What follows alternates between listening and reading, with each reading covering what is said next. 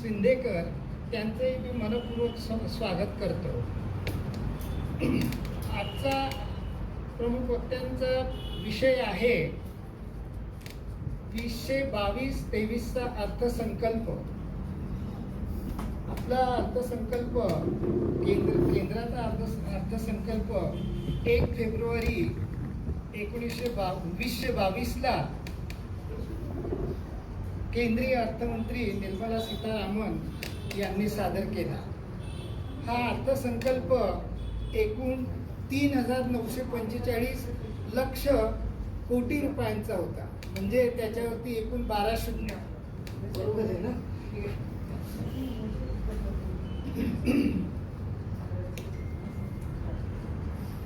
अर्थसंकल्पाची मांडणी म्हणजे आपलं कराद्वारे महसूल, वेगवेगळे म्हणजे घेतलेले कर्ज वगैरे ह्या सगळ्यातून एकूण येणारा आपला जमा रक्कम आणि तो वेगवेगळ्या हेड्सवरती कसा खर्च होईल याची मांडणी. तर हा असा अर्थसंकल्प केंद्रीय अर्थमंत्र्यांनी सादर केला. या अर्थसंकल्पामध्ये मुख्यतः त्यांनी पायाभूत सुविधा ज्या आहेत त्या पायाभूत सुविधांवरती जास्त जोर दिलेला आहे. उदाहरणार्थ रस्ते, हवाई वाहतूक, बंदरे, जलमार्ग, नदीजोड प्रकल्प यांचा मुख्यतः त्यांनी हे मूलभूत असं इन्फ्रास्ट्रक्चर याच्यात आहे. तर याच्यासाठी त्यांनी बरीचशी अशी भरीव तरतूद केलेली आहे. त्याचप्रमाणे आरोग्य, शिक्षण, संरक्षण ह्या बाबीवरही त्यांनी तरतूद मोठ्या प्रमाणात केलेली आहे. तसंच जी क्रिप्टो करन्सी आपण नेहमी ऐकतो तर ती क्रिप्टो करन्सी वरती त्यांनी त्या व्यवहारांवर 30% टॅक्स लावलेला आहे. म्हणजे तो व्यवहार बहुधा केंद्र सरकारला क्रिप्टो करन्सी ही नकोच आहे म्हणजे जवळजवळ. आणि त्याच्याऐवजी RBIने आता आभासी रुपया बाजारात आणायचं ठरवलेलं आहे. म्हणजे डिजिटल रुपया. आणि तो डिजिटल रुपया RBI बाजारात आणणार आहे. तर तो म्हणजे एक प्रकारचं डिमॉनिटायझेशनच येते. क्रिप्टो हे डिजिटल रुपया म्हणजे आभासी रुपया. तर अशा प्रकारे हा आपला अर्थसंकल्प आहे. याच्यामध्ये आपलं मध्यमवर्गीयांना आपली त्याच्यामध्ये एक अपेक्षा असते की इन्कम टॅक्समध्ये आपल्याला खूप सूट मिळाली, पण ह्या वेळेला तशी सूट मिळालेली नाही आहे.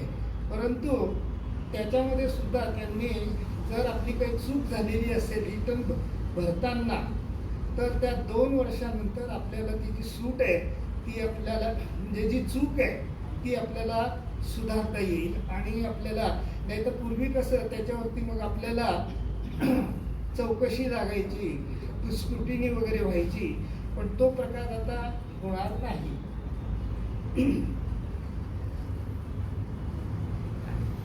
तर अशा प्रकारे हा अर्थसंकल्प आपण आपले प्रमुख वक्ते श्री शिशिर शिंदेकर यांच्याकडूनच आपण समजून घेऊया. मी डॉक्टर शिवदे यांना विनंती करतो की त्यांनी प्रमुख पाहुण्यांचा परिचय करून द्यावा.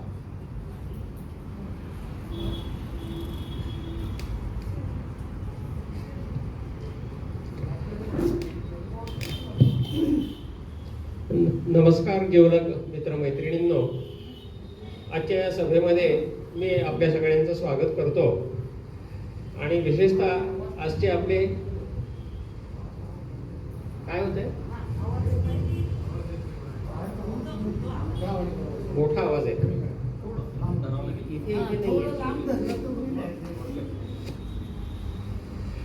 विशेषतः आपले आजचे प्रमुख पाहुणे प्राध्यापक शिंदेकर सर यांचं मी मनपूर्वक स्वागत करतो. मित्र हो, आपण सर्वसामान्य असो किंवा छोटे व्यावसायिक असो किंवा मोठे उद्योगपती असो, सर्वच जण एका तारखेची आतुरतेने वाट पाहत असतो आणि ती तारीख म्हणजे आपला बजेट डे. तर आपल्या भारताच्या घटनेमध्ये 1 फेब्रुवारी हा बजेट डे म्हणून निश्चित केलेला आहे आणि ह्या दिवशी आपले केंद्रीय अर्थमंत्री हे नेहमी बजेट सादर करीत असतात. या बजेटबद्दल आपल्याला वृत्तपत्रामधून, टी व्हीद्वारे नेहमी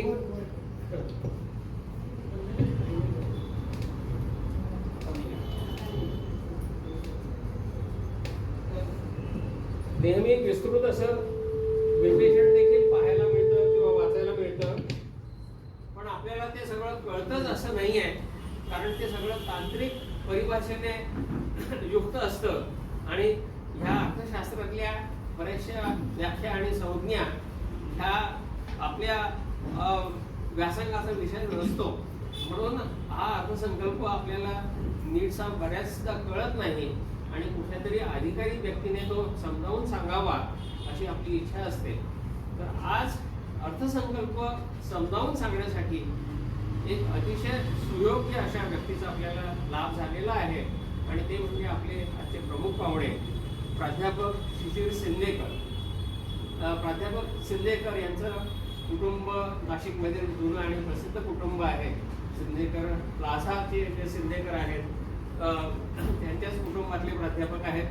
त्यांचं MA सेट एक्झाम हे शिक्षण पूर्ण करून त्यांनी नंतर अध्यापनाचं क्षेत्र निवडलं आणि आपल्या अध्यापन कार्याची सुरुवात त्यांनी NBT law college, Bhonsala military college तिथून केली आणि आता सध्या BYK कॉलेजमध्ये ते अर्थशास्त्र विभागामध्ये प्राध्यापक म्हणून कार्यरत आहेत. त्याचप्रमाणे अनेक संस्थांना ते व्हिजिटिंग फॅकल्टी म्हणून देखील भेट देतात. NBT लॉ कॉलेज, GDC बिडको कॉलेज, अशा यशवंतराव चव्हाण मुक्त विद्यापीठ अशा अनेक संस्थांवरती ते फॅकल्टी म्हणून नियुक्त आहेत.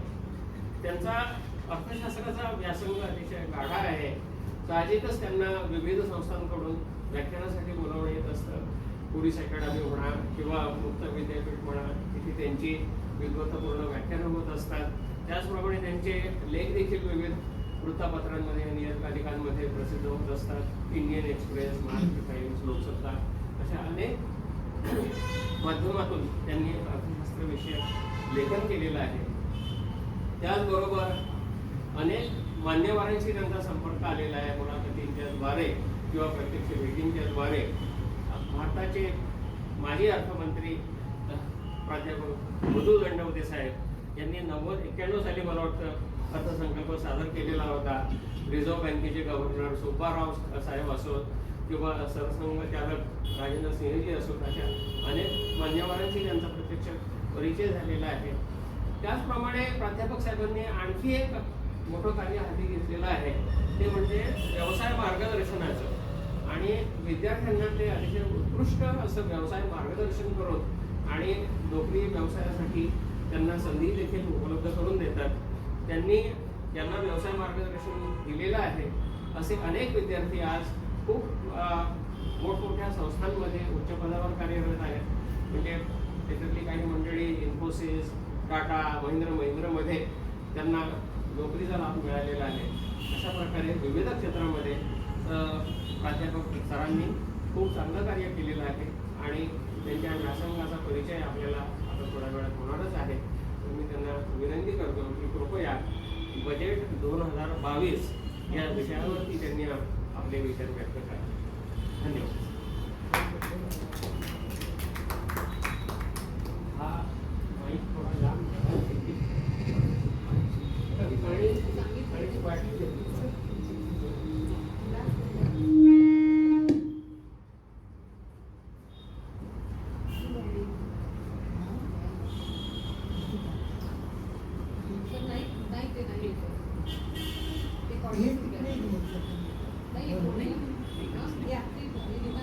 समोर बसलं मग दिसेल.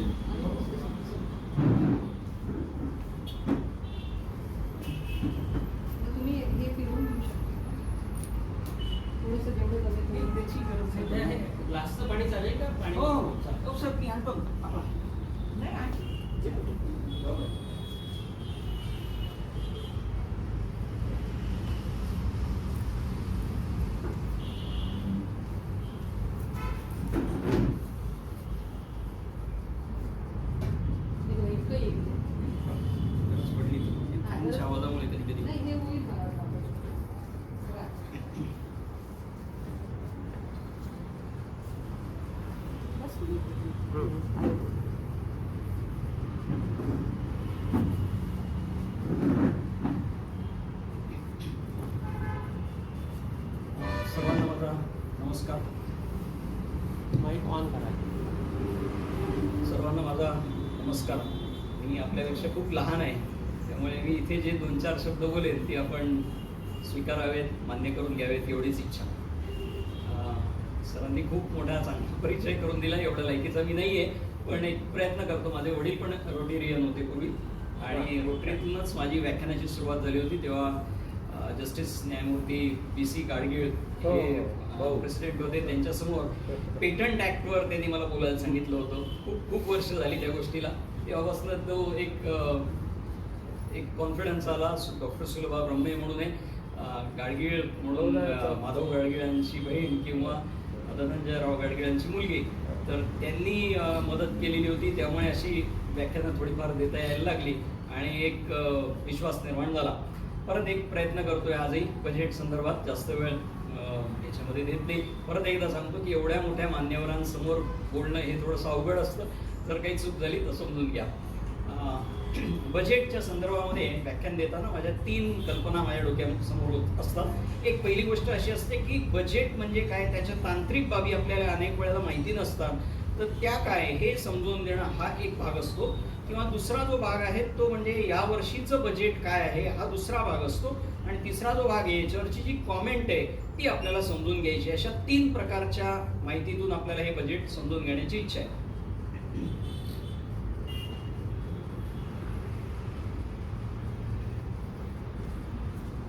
एक छोटीशी PPT मी तयार केलेली आहे. त्या PPT मध्ये थोडंफार माहिती देण्याचा प्रयत्न करतोय. हे 3ही मुद्दे आपण जास्तीत जास्त कव्हर करावेत अशी माझी इच्छा आहे. खरं सांगायचं तर या लेक्चरला येण्याआधी 1-2-3 दिवस मी माझ्या मित्राकडे गेलेलो होतो, आणि मित्राकडे गेल्यानंतर त्याच्याकडे एवढ्यात एक मोठा लग्नाचा इव्हेंट झालेला होता. आणि तो इव्हेंट झाल्यामुळे त्यांनी एक जुन्या काळामध्ये VCR असायचा, कॅसेट असायची, आणि आपल्या हातात रिमोट असायचा. आता इलेक्ट्रॉनिक सिस्टीममध्ये ते डिजिटल येतं, तरी रिमोट होता माझ्या हातात. आणि ती 10 मिनिटाची जी काही व्हिडिओ कॅसेट होती, ती व्हिडिओ कॅसेट मी कॉपी करून देईन. नाही, मी तुम्हाला रिमोट देतो. अच्छा अच्छा, बरं.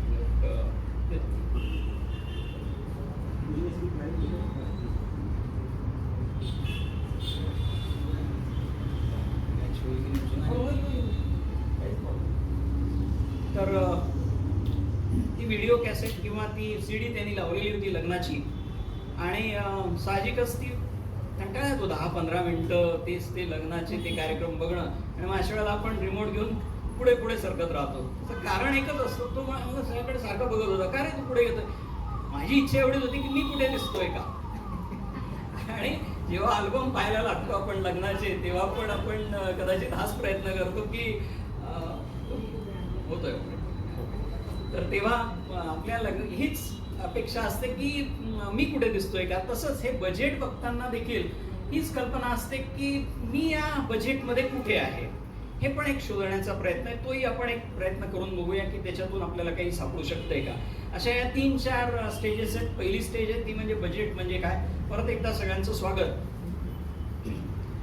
प्रत्येक अर्थव्यवस्थेचे जे उद्देश असतात ते स्थिर असतात, कायम असतात. मग ते काँग्रेसचा असो, रशिया असो, अमेरिका असो, म्हणजे कॅपिटलिझम असो, सोशलिस्ट कंट्री असो, कोणताही देश जरी असला तर त्यांचे उद्देश जवळपास सेम असतात. त्याच्यातले काही दीर्घकालीन असतात, काही अल्पकालीन असतात. दीर्घकालीन म्हटलं तर आपल्या लक्षात येईल की GDP आपल्याला वाढवायचा असतो. ग्रॉस डोमेस्टिक प्रोडक्ट, या देशाचं उत्पादन किती आहे ते आपल्याला वाढवायचं असतं. तसंच आपल्याला या देशाचं जे दर माणशी उत्पादन आहे, दर डोई उत्पन्न आहे ते आपल्याला वाढवायचं आहे. किंवा आर्थिक विकासाचा जो दर आहे तो पण आपल्याला अधिकाधिक पुढे न्यायचा असतो. हे सर्वसाधारणतः गोष्टी असतात. या बरोबरीने किमतीमध्ये स्थैर्य राखणं हे फार महत्त्वाचं असतं. आजकाल कुठलंही बजेट झालं की एक कॉमन कॉमेंट असते ती म्हणजे अरे महागाई फार वाढतीये. मग ही महागाई आपल्याला काही स्थिर करता येऊ शकते का, किंवा ती कंट्रोल करता येऊ शकते का. तर महागाईवर नियंत्रण हा एक महत्त्वाचा विषय असतो. आणि चौथा एक अजून या बरोबरीने जाणार असतो तो म्हणजे दारिद्र्य कमी करता येते का. आणि दारिद्र्य कमी करत असतानाच एक अजून एक विषय असा असतो की तो म्हणजे आपल्या उत्पन्न आणि संपत्तीचं जे वाटप झालं या देशामध्ये ते खूप असमान झालेलं आहे. अगदी थोडी मोजके लोक अत्यंत श्रीमंत आहेत आणि बाकी बहुतेक लोक अतिशय गरीब आहेत.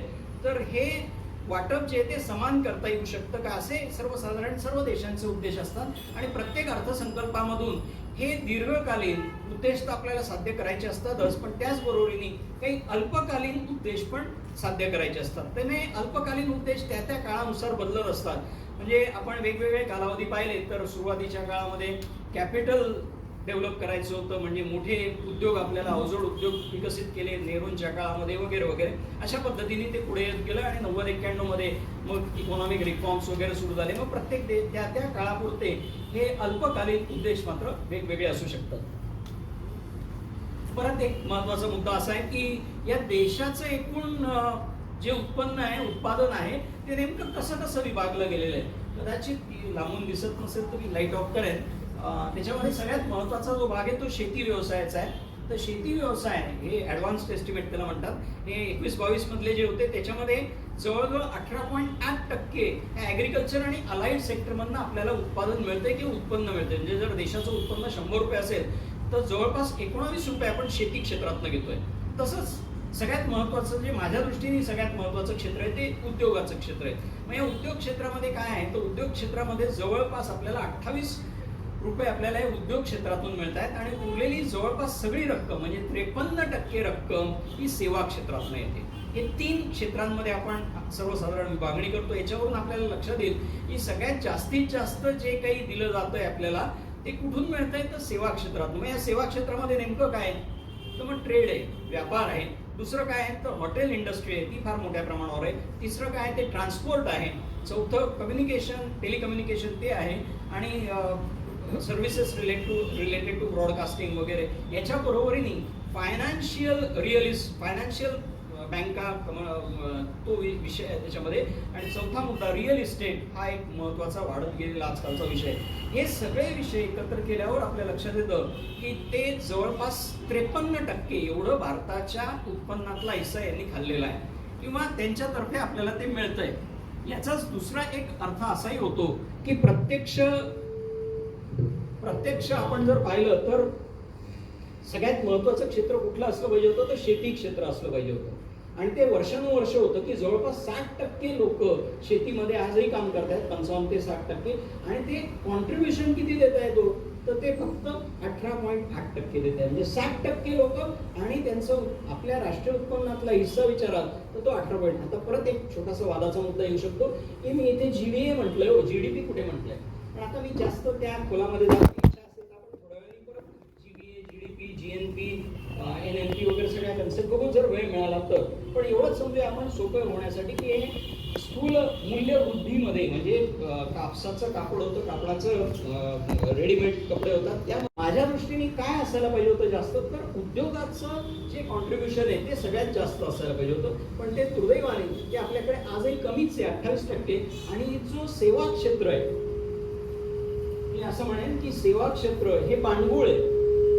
सेवा क्षेत्र कशावर जन्माला येतं तर ते शेतीच्या मुळे ट्रान्सपोर्ट येणार आहे. लोक आहेत, शेतीत काम करतायत, उद्योगात काम करतायत म्हणून ते घर बांधतायत. किंवा मी उद्योगात आहे म्हणून मला बँका लागतायत, मी उद्योगात आहे म्हणून मला ट्रान्सपोर्टची गरज आहे. म्हणजे हे सेवा क्षेत्र कशावर अवलंबून आहे शेती आणि उद्योगावर. पण आपल्या असं लक्षात येईल की शेती आपल्याकडे पुरेशी विकसित झाली नाही इतक्या वर्षानंतरही, उद्योगही त्या प्रमाणात झाले नाही. आणि मग आपण कशात एक्सपर्ट झालो तर सर्व्हिस सेक्टरमध्ये. ठीक आहे, आज त्याच्यात तसं असेल तर त्या पद्धतीने का होईना आपण विकास साधला पाहिजे. म्हणजे हे सगळ्या कल्पना आपल्याला नियोजन आयोगाकडून पूर्वी म्हणजे प्लॅनिंग कमिशन लक्षात घेत होतं. मग ते म्हणायचे की आपण पहिलं पंचवार्षिक योजना शेतीसाठी असेल, दुसरी पंचवार्षिक योजना उद्योगांसाठी असेल, तिसरी पंचवार्षिक योजना. मग अशा पद्धतीने मग दरम्यान युद्ध वगैरे झाली आणि मग ते सगळं बदलत गेलं. तर या पद्धतीचं हे एकदा लक्षात घेतलं की मग आपल्या लक्षात येईल की आपल्याला कशाला जास्त महत्त्व द्यायला पाहिजे आणि आपण कशाला देतोय. की दुसरं आपल्या फक्त भारतीय अर्थव्यवस्थेसंदर्भातलं होतं. आता ही जी मगाशी उद्देश वेगवेगळी उद्दिष्ट सांगितली होती, या वेगवेगळ्या उद्दिष्टांमध्ये एकच गोष्ट महत्वाची होती की ही सगळी उद्दिष्ट साध्य करताना मला काय काय गोष्टी लागणार आहेत, कोणती धोरणं लागणार आहेत. तर पहिलं धोरण असेल ते मॉनिटरी पॉलिसी म्हणजे मुद्रा धोरण. म्हणजे जे रिझर्व्ह बँक ऑफ इंडियाचे जे गव्हर्नर आहेत ते जे जाहीर करतात त्या मुद्रा धोरणातून पैसा किती असावा, कर्ज किती असावी ते त्याच्यातून जाहीर होतं. दुसरं जे आहे ते फिस्कल पॉलिसी, वित्तीय धोरण. म्हणजे त्याच्यामधून मग आपण बजेटकडे वळणार आहोत.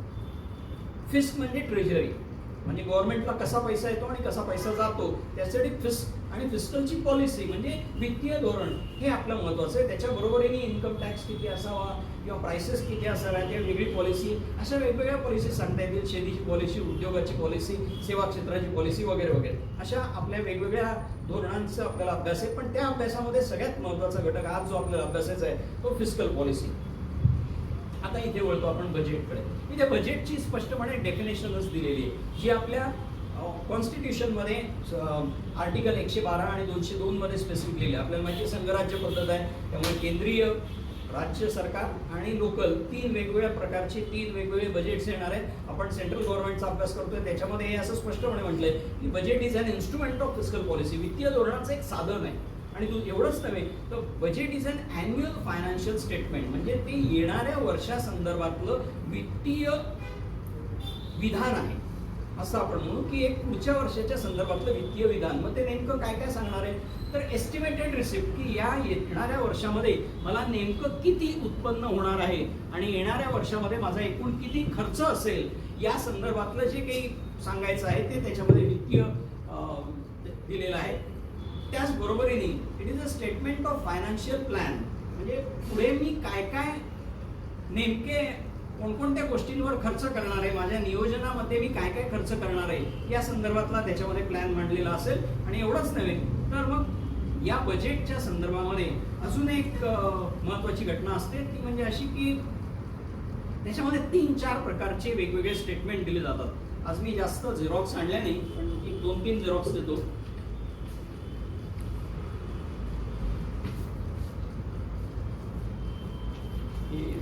दुर्दैवाने आता माझ्याकडे झेरॉक्स काढायचं राहिलंय.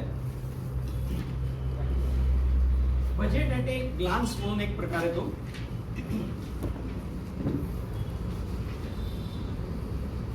या बजेट ॲट ए ग्लान्स मध्ये साधारणतः वेगवेगळ्या टाईपच्या फिगर्स असतात. कोणकोणत्या फिगर्स असतात, तर आज आपण 22-23च्या बजेट संदर्भात जर विचार करतोय तर 22-23च्या बजेटमध्ये 20-21 या बजेटच्या ऍक्च्युअल फिगर्स आता माझ्याकडे आलेल्या आहेत. म्हणजे 2 वर्षा पलीकडच्या 20-21च्या ऍक्च्युअल फिगर्स माझ्याकडे आज आहेत. याबरोबर म्हणजे त्या बजेटमध्ये मांडलेल्या आहेत. त्याच्या बरोबरीने 21-22च्या बजेटेड एस्टिमेट, म्हणजे त्यांना जे काय अपेक्षित होतं ते बजेटेड एस्टिमेट त्याच्यामध्ये मांडलेलं आहे.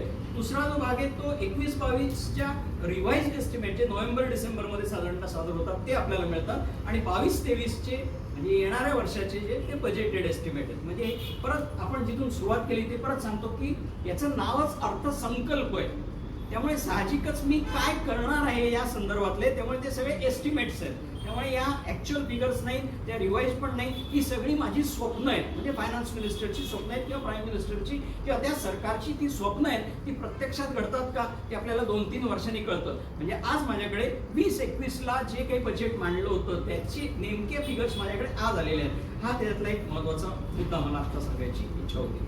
तसंच मगाशी सांगितलं तर त्या बजेटमध्ये पूर्वीच्या पद्धतीमध्ये बजेट मांडण्याची एक पद्धत होती. बजेट म्हणजे काय, ते एक बॅलन्स शीट आहे. बॅलन्स शीट मध्ये 2 भाग आहेत, एक रेव्हेन्यू एक्सपेंडिचर, रेव्हेन्यूचं एक बजेट आहे आणि कॅपिटलचं बजेट आहे. तर रेव्हेन्यू एक्सपेंडिचर किती, रेव्हेन्यू इन्कम किती, कॅपिटल इन्कम किती, कॅपिटल एक्सपेंडिचर किती, हा त्यातला भाग आहे. त्याच्याकडे जाण्याआधी एक छोटासा गंमत म्हणून सांगतो की बजेट शब्द कुठून आला, तर तो बहुतेकांना माहिती आहे, तो फ्रेंच वर्ड आहे आणि ते त्याचा अर्थ बॅग असा होता आणि म्हणून ती bag open up the budget अशा पद्धतीने ते सगळं सुरू झालेलं होतं. आणि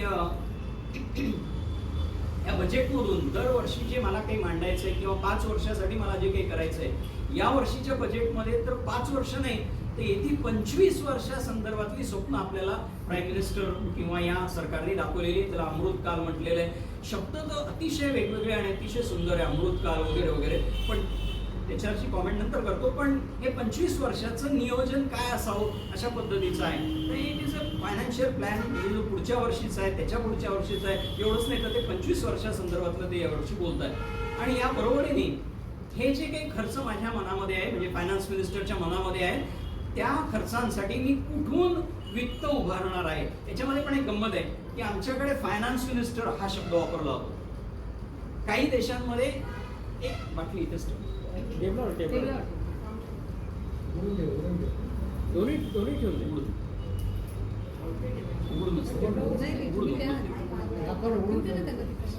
तर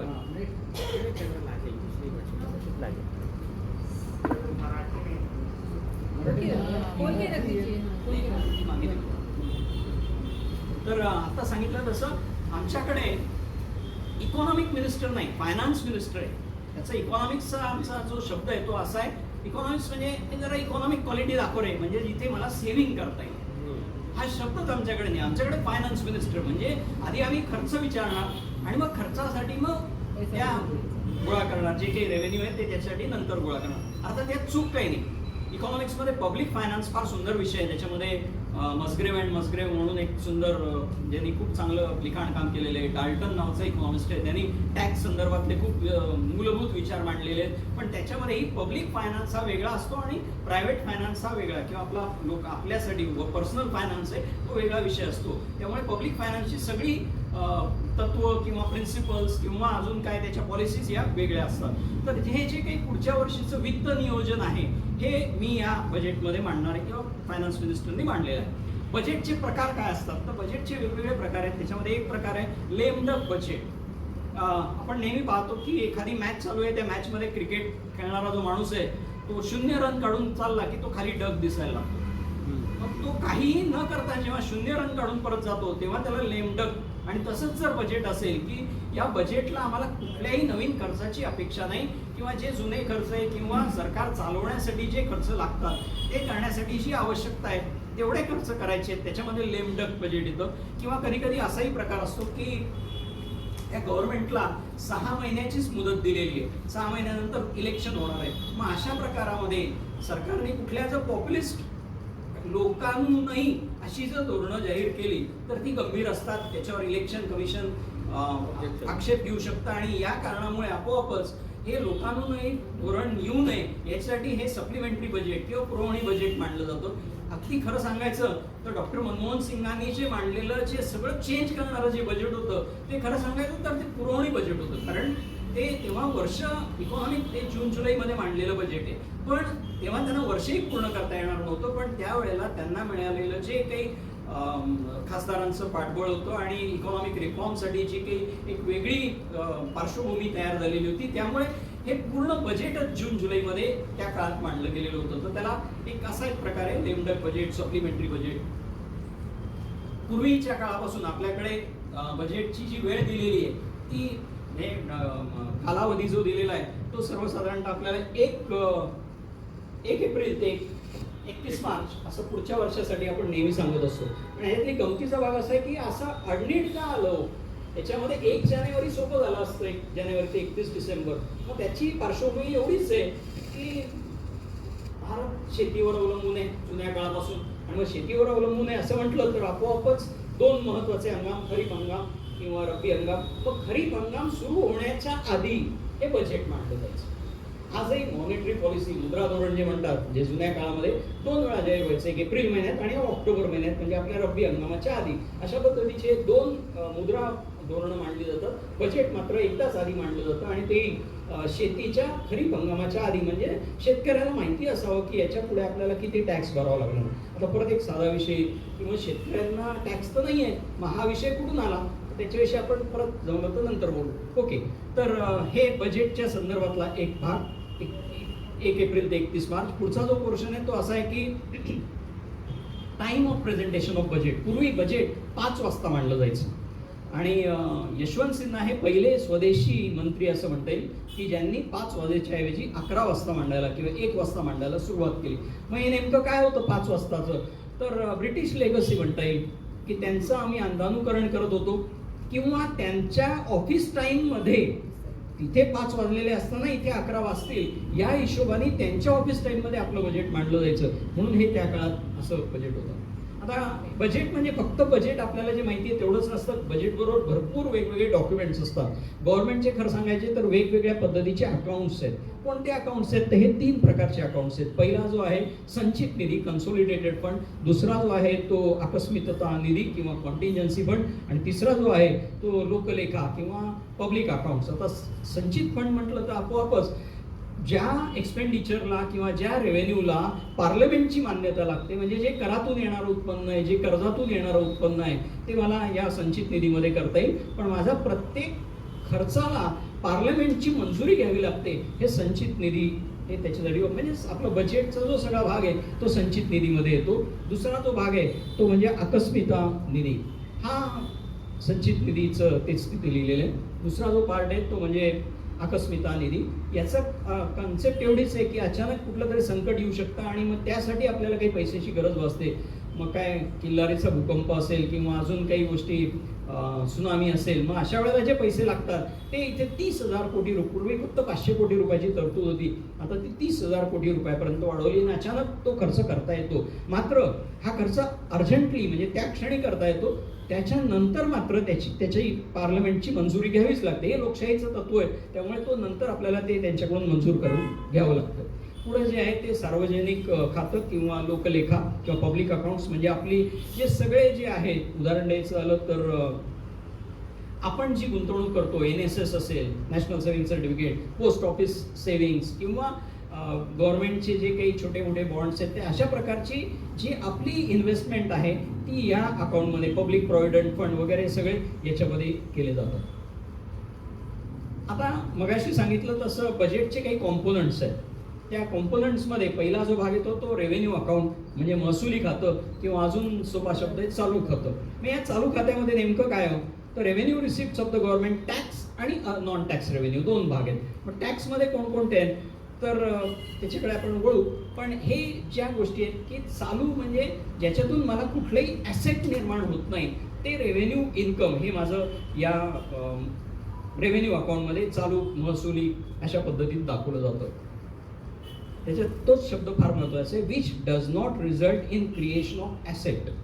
which does not result into creation of asset म्हणजे काय हो, म्हणजे मला जे रोज भाजीपाला आणायचं आहे, दूध आणायचं आहे, ते माझं रेव्हेन्यू अकाउंट आहे. आणि जर मला बिल्डिंग घ्यायची आहे, मला सोन्यात खरेदी करायची, शेअर्समध्ये पैसे टाकायचे, ते माझे कॅपिटल अकाउंट्सला दिसतील. हा त्यातला अर्थ. तोच भाग कॅपिटल बजेट, दोन भाग सांगितले, एक रेव्हेन्यू, तोच पुढचा जो आहे तो कॅपिटल बजेट, कॅपिटल एक्सपेंडिचर किंवा पेमेंट. आणि याच्यातून आपल्याला आता हे पैसे दोन्ही गोष्टी आहेत, म्हणजे मगाशी सांगितल्याप्रमाणे उत्पन्न आणि खर्च रेव्हेन्यू अकाउंटचं जसं आहे तसं उत्पन्न आणि खर्च कॅपिटल अकाउंटला पण आहे. म्हणजे उदाहरण काय, तर मला कॅपिटल अकाउंटला पैसे येणार कुठून, मार्केट लोन्स, बाजारातून जी कर्ज घेतली जाणार आहे ती मला कॅपिटल अकाउंटला दाखवलीच पाहिजे, ती तिथेच दाखवली जातात. बॉरोइंग्स बाय द गव्हर्नमेंट, हे दोन प्रकारची कर्ज आहेत. एक सरकार डायरेक्ट तुमच्याकडून कर्ज घेऊ शकतं लोकांकडून, किंवा सरकार RBI कडून कर्ज घेऊ शकतं, किंवा कमर्शियल बँकांकडून किंवा बॉन्ड्स विकून काही कर्ज निर्माण करू शकतं, किंवा परदेशी देशांकडून पण आपल्याला काही कर्ज मिळतात. IMF कडून मिळालेलं होतं, वर्ल्ड बँकेकडून मिळतं, अगदी छोट्या वेगवेगळ्या कामांसाठी पण मिळत असतं. आणि स्टेट गव्हर्नमेंटला जी दिलेली जुनी कर्ज आहेत त्याची वसुली होणं हे पण या कॅपिटल बजेटमध्ये येतं. आणि सगळ्यात महत्त्वाचं जे आजकाल प्रचंड चर्चेमध्ये ते LICची डिसइन्व्हेस्टमेंट कशी होईल, काय होईल, तर त्या डिसइन्व्हेस्टमेंटमधनं येणारा जो खर्च उत्पन्न आहे हे पण कॅपिटलमध्ये, कॅपिटल बजेटच्या रिसिप्ट साईडला आपल्याला दाखवलं आहे. पुढचं जे आहे ते कॅपिटल पेमेंट्स म्हणजे भांडवली खर्च जो आहे तो कोणकोणता आहे नेमका. मग सांगितलं तर सरकारने बांधलेल्या बिल्डिंग्स, आता सरकारच्या बिल्डिंग म्हणण्यापेक्षा सरकारने बांधलेली धरणं हे महत्त्वाचा विषय आहे. सरकारची धरणं आहेत, रस्ते आहेत, सरांनी सांगितलं मगाशी जे जे कॅपिटल एक्सपेंडिचर यावर्षी वाढणार आहेत ते सगळे आपल्याला याच्यातून मिळणार आहेत. ते पुढचा त्यातला एक छोटासा भाग आहे. छोटासा म्हणण्यापेक्षा आता तो खूप मोठा व्हायला लागला आहे. या व्यतिरिक्त एक खर्चाचे जे वेगवेगळे क्लासिफिकेशन्स आहेत ते केले जातात. म्हणजे उदाहरणार्थ गव्हर्नमेंट ऑफिसर्सवरचा खर्च आहे, जनरल सर्व्हिसेसवरचा आहे, किंवा जुन्या काळामध्ये प्लॅन एक्सपेंडिचर आणि नॉन प्लॅन एक्सपेंडिचर असं एक खूप छान वर्गीकरण होतं. प्लॅन एक्सपेंडिचर म्हणजे पंचवार्षिक योजना आहे आणि त्या बऱ्याच वर्ष चालू होतात, आता बंद झाल्या, पण या पंचवार्षिक योजनांवर जो खर्च होणार आहे तो प्लॅन एक्सपेंडिचरमध्ये यायचा. आणि पंचवार्षिक योजनांच्या ऐवजी अचानक कधी कधी तो आपल्याला हा अनुभव आहे की ती पंचवार्षिक योजनाच्या काळात ते काम पूर्ण होतच नाही, ते पुढच्या पंचवार्षिक येतं. मग तो पुढच्या पंचवार्षिक योजनेमध्ये आला तर तो नॉन प्लॅन एक्सपेंडिचरमध्ये येतो. अशा पद्धतीचं एक क्लासिफिकेशन होतं. याच्यापेक्षा अजून एक गंभीर होतं की नॉन प्लॅन एक्सपेंडिचरमध्ये काय आणो, एज्युकेशनचं एक्सपेंडिचर नॉन प्लॅनमध्ये. म्हणजे नेमकं काय, तर खरंच आपण विचार करून बघू की एज्युकेशन हे प्लॅन एक्सपेंडिचर नसेल पण तो येऊ शकतो का हो त्याच्यात, तो जुना वादाचा मुद्दा आहे. किंवा इंटरेस्ट पेमेंट, त्यानंतर डिफेन्सवरचं पेमेंट, सबसिडीजवरचं पेमेंट, हे सगळे त्रासदायक विषय आहेत. तर हे तिन्ही विषय हे नॉन प्लॅन एक्सपेंडिचरमध्ये दाखवले जायचे. आता ते बंद झालं क्लासिफिकेशन. त्याच्यानंतर नवीन क्लासिफिकेशन आलं, डेव्हलपमेंटल, विकासात्मक आणि गैरविकासात्मक. परत तो विषय येतो की मग शिक्षण गैरविकासात्मक आहे का, तर उद्योगातून विकास होतो. मग ते अशा पद्धतीचे वाद चालू असतात. तर त्या संदर्भातलं हे वेगवेगळं स्पष्टीकरण. सगळ्यात महत्त्वाचं परत एकदा सांगतो की नॉन प्लॅन एक्सपेंडिचरमध्ये इंटरेस्ट पेमेंट, व्याजावरचं खर्च, तसंच डिफेन्सवरचा, संरक्षणावरचा खर्च आणि सबसिडी 3 प्रकारचे आहेत. फूड, फर्टिलायझर, एक्सपोर्ट सबसिडी संपलेली आता, त्यामुळे तो विषय आता राहिलेला नाही. पण बाकीच्या ज्या सबसिडीज आहेत त्याच्यावरचे एक्सपेंडिचर आपण दाखवू किती होत आहेत. आणि जुन्या काळामध्ये म्हणजे शरद पवारांपासूनही असं सांगितलं जातं की 60,000 कोटी रुपयांचं कर्ज आम्ही माफ केलं. Debt relief to the farmers हा पण या नॉन प्लॅन एक्सपेंडिचरमध्ये येत असायचा. हे एक आता मी जे एक कागद दिला त्या कागदामध्ये याची व्यवस्थित नोंद आहे की कशा पद्धतीने ते बजेट मांडलं जातं. त्या बजेटमध्ये ह्या गोष्टी आहेत. पहिले ते रेव्हेन्यू रिसिप्टमध्ये, त्याच्यामध्ये परत नॉन टॅक्स रेव्हेन्यू आहे, tax revenue net to centre, म्हणजे सेंट्रल गव्हर्नमेंटला किती पैसे जाणार आहेत आणि स्टेट गव्हर्नमेंटला किती जाणार आहेत हा त्याच्यामध्ये मुद्दा असायचा. आणि पुढचं जे ते कॅपिटल रिसिप्ट, आत्ताच मी सांगितलं की सरकार कोणकोणत्या माध्यमातून भांडवली जमा करणार आहे, त्याच्यामध्ये रिकव्हरीज ऑफ लोन्स, अदर रिसिप्ट, आणि सगळ्यात 7वा मुद्दा महत्त्वाचा आहे तो म्हणजे बॉरोईंग्स. तो सगळ्यात महत्त्वाचा आहे. तर तो आपल्याला थोडासा त्रासदायक कायमस्वरूपी ठरणार आहे. आणि मग आपण म्हणू की त्या टोटल रिसिप्ट म्हणजे रेव्हेन्यू रिसिप्ट आणि कॅपिटल रिसिप्ट अशा मिळून आपल्याला त्या टोटल रिसिप्ट या 8 नंबरला 1+4 असं दाखवलेलं आहे. रेव्हेन्यू रिसिप्ट आणि कॅपिटल रिसिप्ट. आणि 9ला परत आपण एक्सपेंडिचरवर आलेलो आहे. पुन्हा 10 वगैरे प्लॅन एक्सपेंडिचर असे त्याचे वेगवेगळे क्लासिफिकेशन फक्त एक समजून घेण्यासाठी ते मांडलेलं होतं. पुन्हा या 4-5 कन्सेप्ट आहेत. माझं हे या विषयावर मी आत्ता बोलत नाही रेव्हेन्यू डेफिसिट काय, मी एवढंच सांगतो की खर्च जास्त आहे आणि उत्पन्न कमी आहे. खर्च जास्त आहे आणि उत्पन्न कमी आहे हे मी माझ्या वैयक्तिक लेवलला खूप त्रासदायक आहे, पण सरकारसाठी मात्र हे अत्यंत सहज शक्य आहे. आणि म्हणून हे डेफिसिट बजेट किंवा तुटीचा अर्थसंकल्प मांडला जात असतो. आणि मग तो तुटीचा अर्थ भरणा कसा होतो, ते पैसे कुठून येतात त्याविषयी आपण नंतर चर्चा करू. रेव्हेन्यू रिसिप्टमध्ये नेमकं काय काय आहे ते बघितलं तर आपल्या लक्षात येईल की ग्रॉस टॅक्स रेव्हेन्यूमध्ये पहिल्या गोष्ट आहेत की युनियन एक्साइज ड्युटीज आहेत, कस्टम्स आहेत, कॉर्पोरेशन टॅक्स आहे, इन्कम टॅक्स आहे. किंवा कॉर्पोरेशन टॅक्सचा अर्थ एवढाच आहे की कंपन्यांवर असलेला जो इन्कम टॅक्स आहे तो कॉर्पोरेशन टॅक्स आहे. सर्व्हिस टॅक्स आहे, GST आहे वगैरे वगैरे. आणि नॉन टॅक्स रेव्हेन्यूमध्ये मग या गोष्टी इंटरेस्ट रिसिप्ट म्हणजे सरकारने जे कोणाला कर्ज दिलेलं आहे त्याच्यावर जे व्याज मिळतं आहे ते त्यांचं रिसिप्टमध्ये येऊ शकतं. सगळ्यात महत्त्वाचं आजकाल डिव्हिडंड्स आणि प्रॉफिट्स आहेत की सरकारी उद्योग आहेत आणि सगळे उद्योग काही तोट्यामध्ये नाही आहेत, त्यामुळे त्या उद्योगांमधून जो नफा येतोय तो त्याच्यामध्ये दाखवला जातोय. अशा पद्धतीचं एक क्लासिफिकेशन याच्यामध्ये दिसते. पुढे जो आहे हा पहिला पार्ट होता आपला. खरं तर वेळ जास्त झाला आहे, पण इथून खरं बजेट सुरू होतं आहे आणि हा आपला अर्थसंकल्प आहे. कमीत कमी वेळात मांडण्याचा प्रयत्न करतो.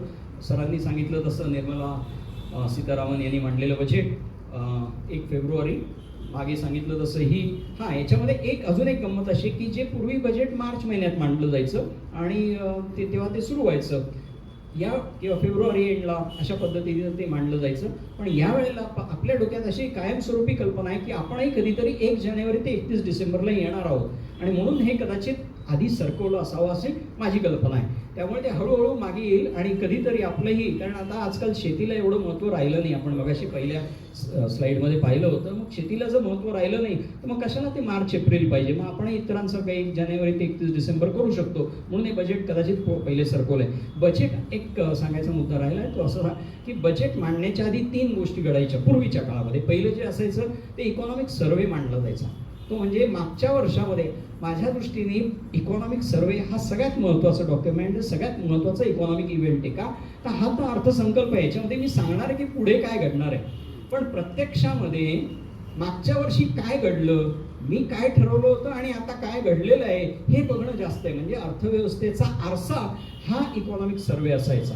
तर हा इकॉनॉमिक सर्व्हे माझ्या दृष्टीने जास्त अभ्यासाचा विषय असतो, चांगला असतो, ज्याच्यात खऱ्या फिगर्स असतात. या आपल्या बजेटच्या फिगर्स या आता सगळ्या कल्पना आहेत, स्वप्न आहेत, पण इकॉनॉमिक सर्व्हेमधल्या ॲक्च्युअल फिगर्स आपल्याला बघायला मिळतात. त्यामुळे इकॉनॉमिक सर्व्हे पहिल्या दिवशी मांडला जातो किंवा प्रथम मांडला जातो. दुसऱ्या दिवशी रेल्वे बजेट यायचं. या रेल्वेचा तर याच्यात अक्षरशः एक पॅरेग्राफ एवढाच उल्लेख दिलेला आहे. पण त्या काळामध्ये रेल्वे बजेट पूर्णपणे वेगळं मांडलं जायचं. त्याचं कारण एवढंच होतं की रेल्वेचा विस्तार आपल्याला माहिती आहे, त्याच्यामध्ये काम करणाऱ्या लोकांची संख्या माहिती आहे, त्याचं बजेट आपल्याला माहिती आहे आणि म्हणून रेल्वेचा स्वतंत्रपणे अर्थसंकल्प मांडला जायचा.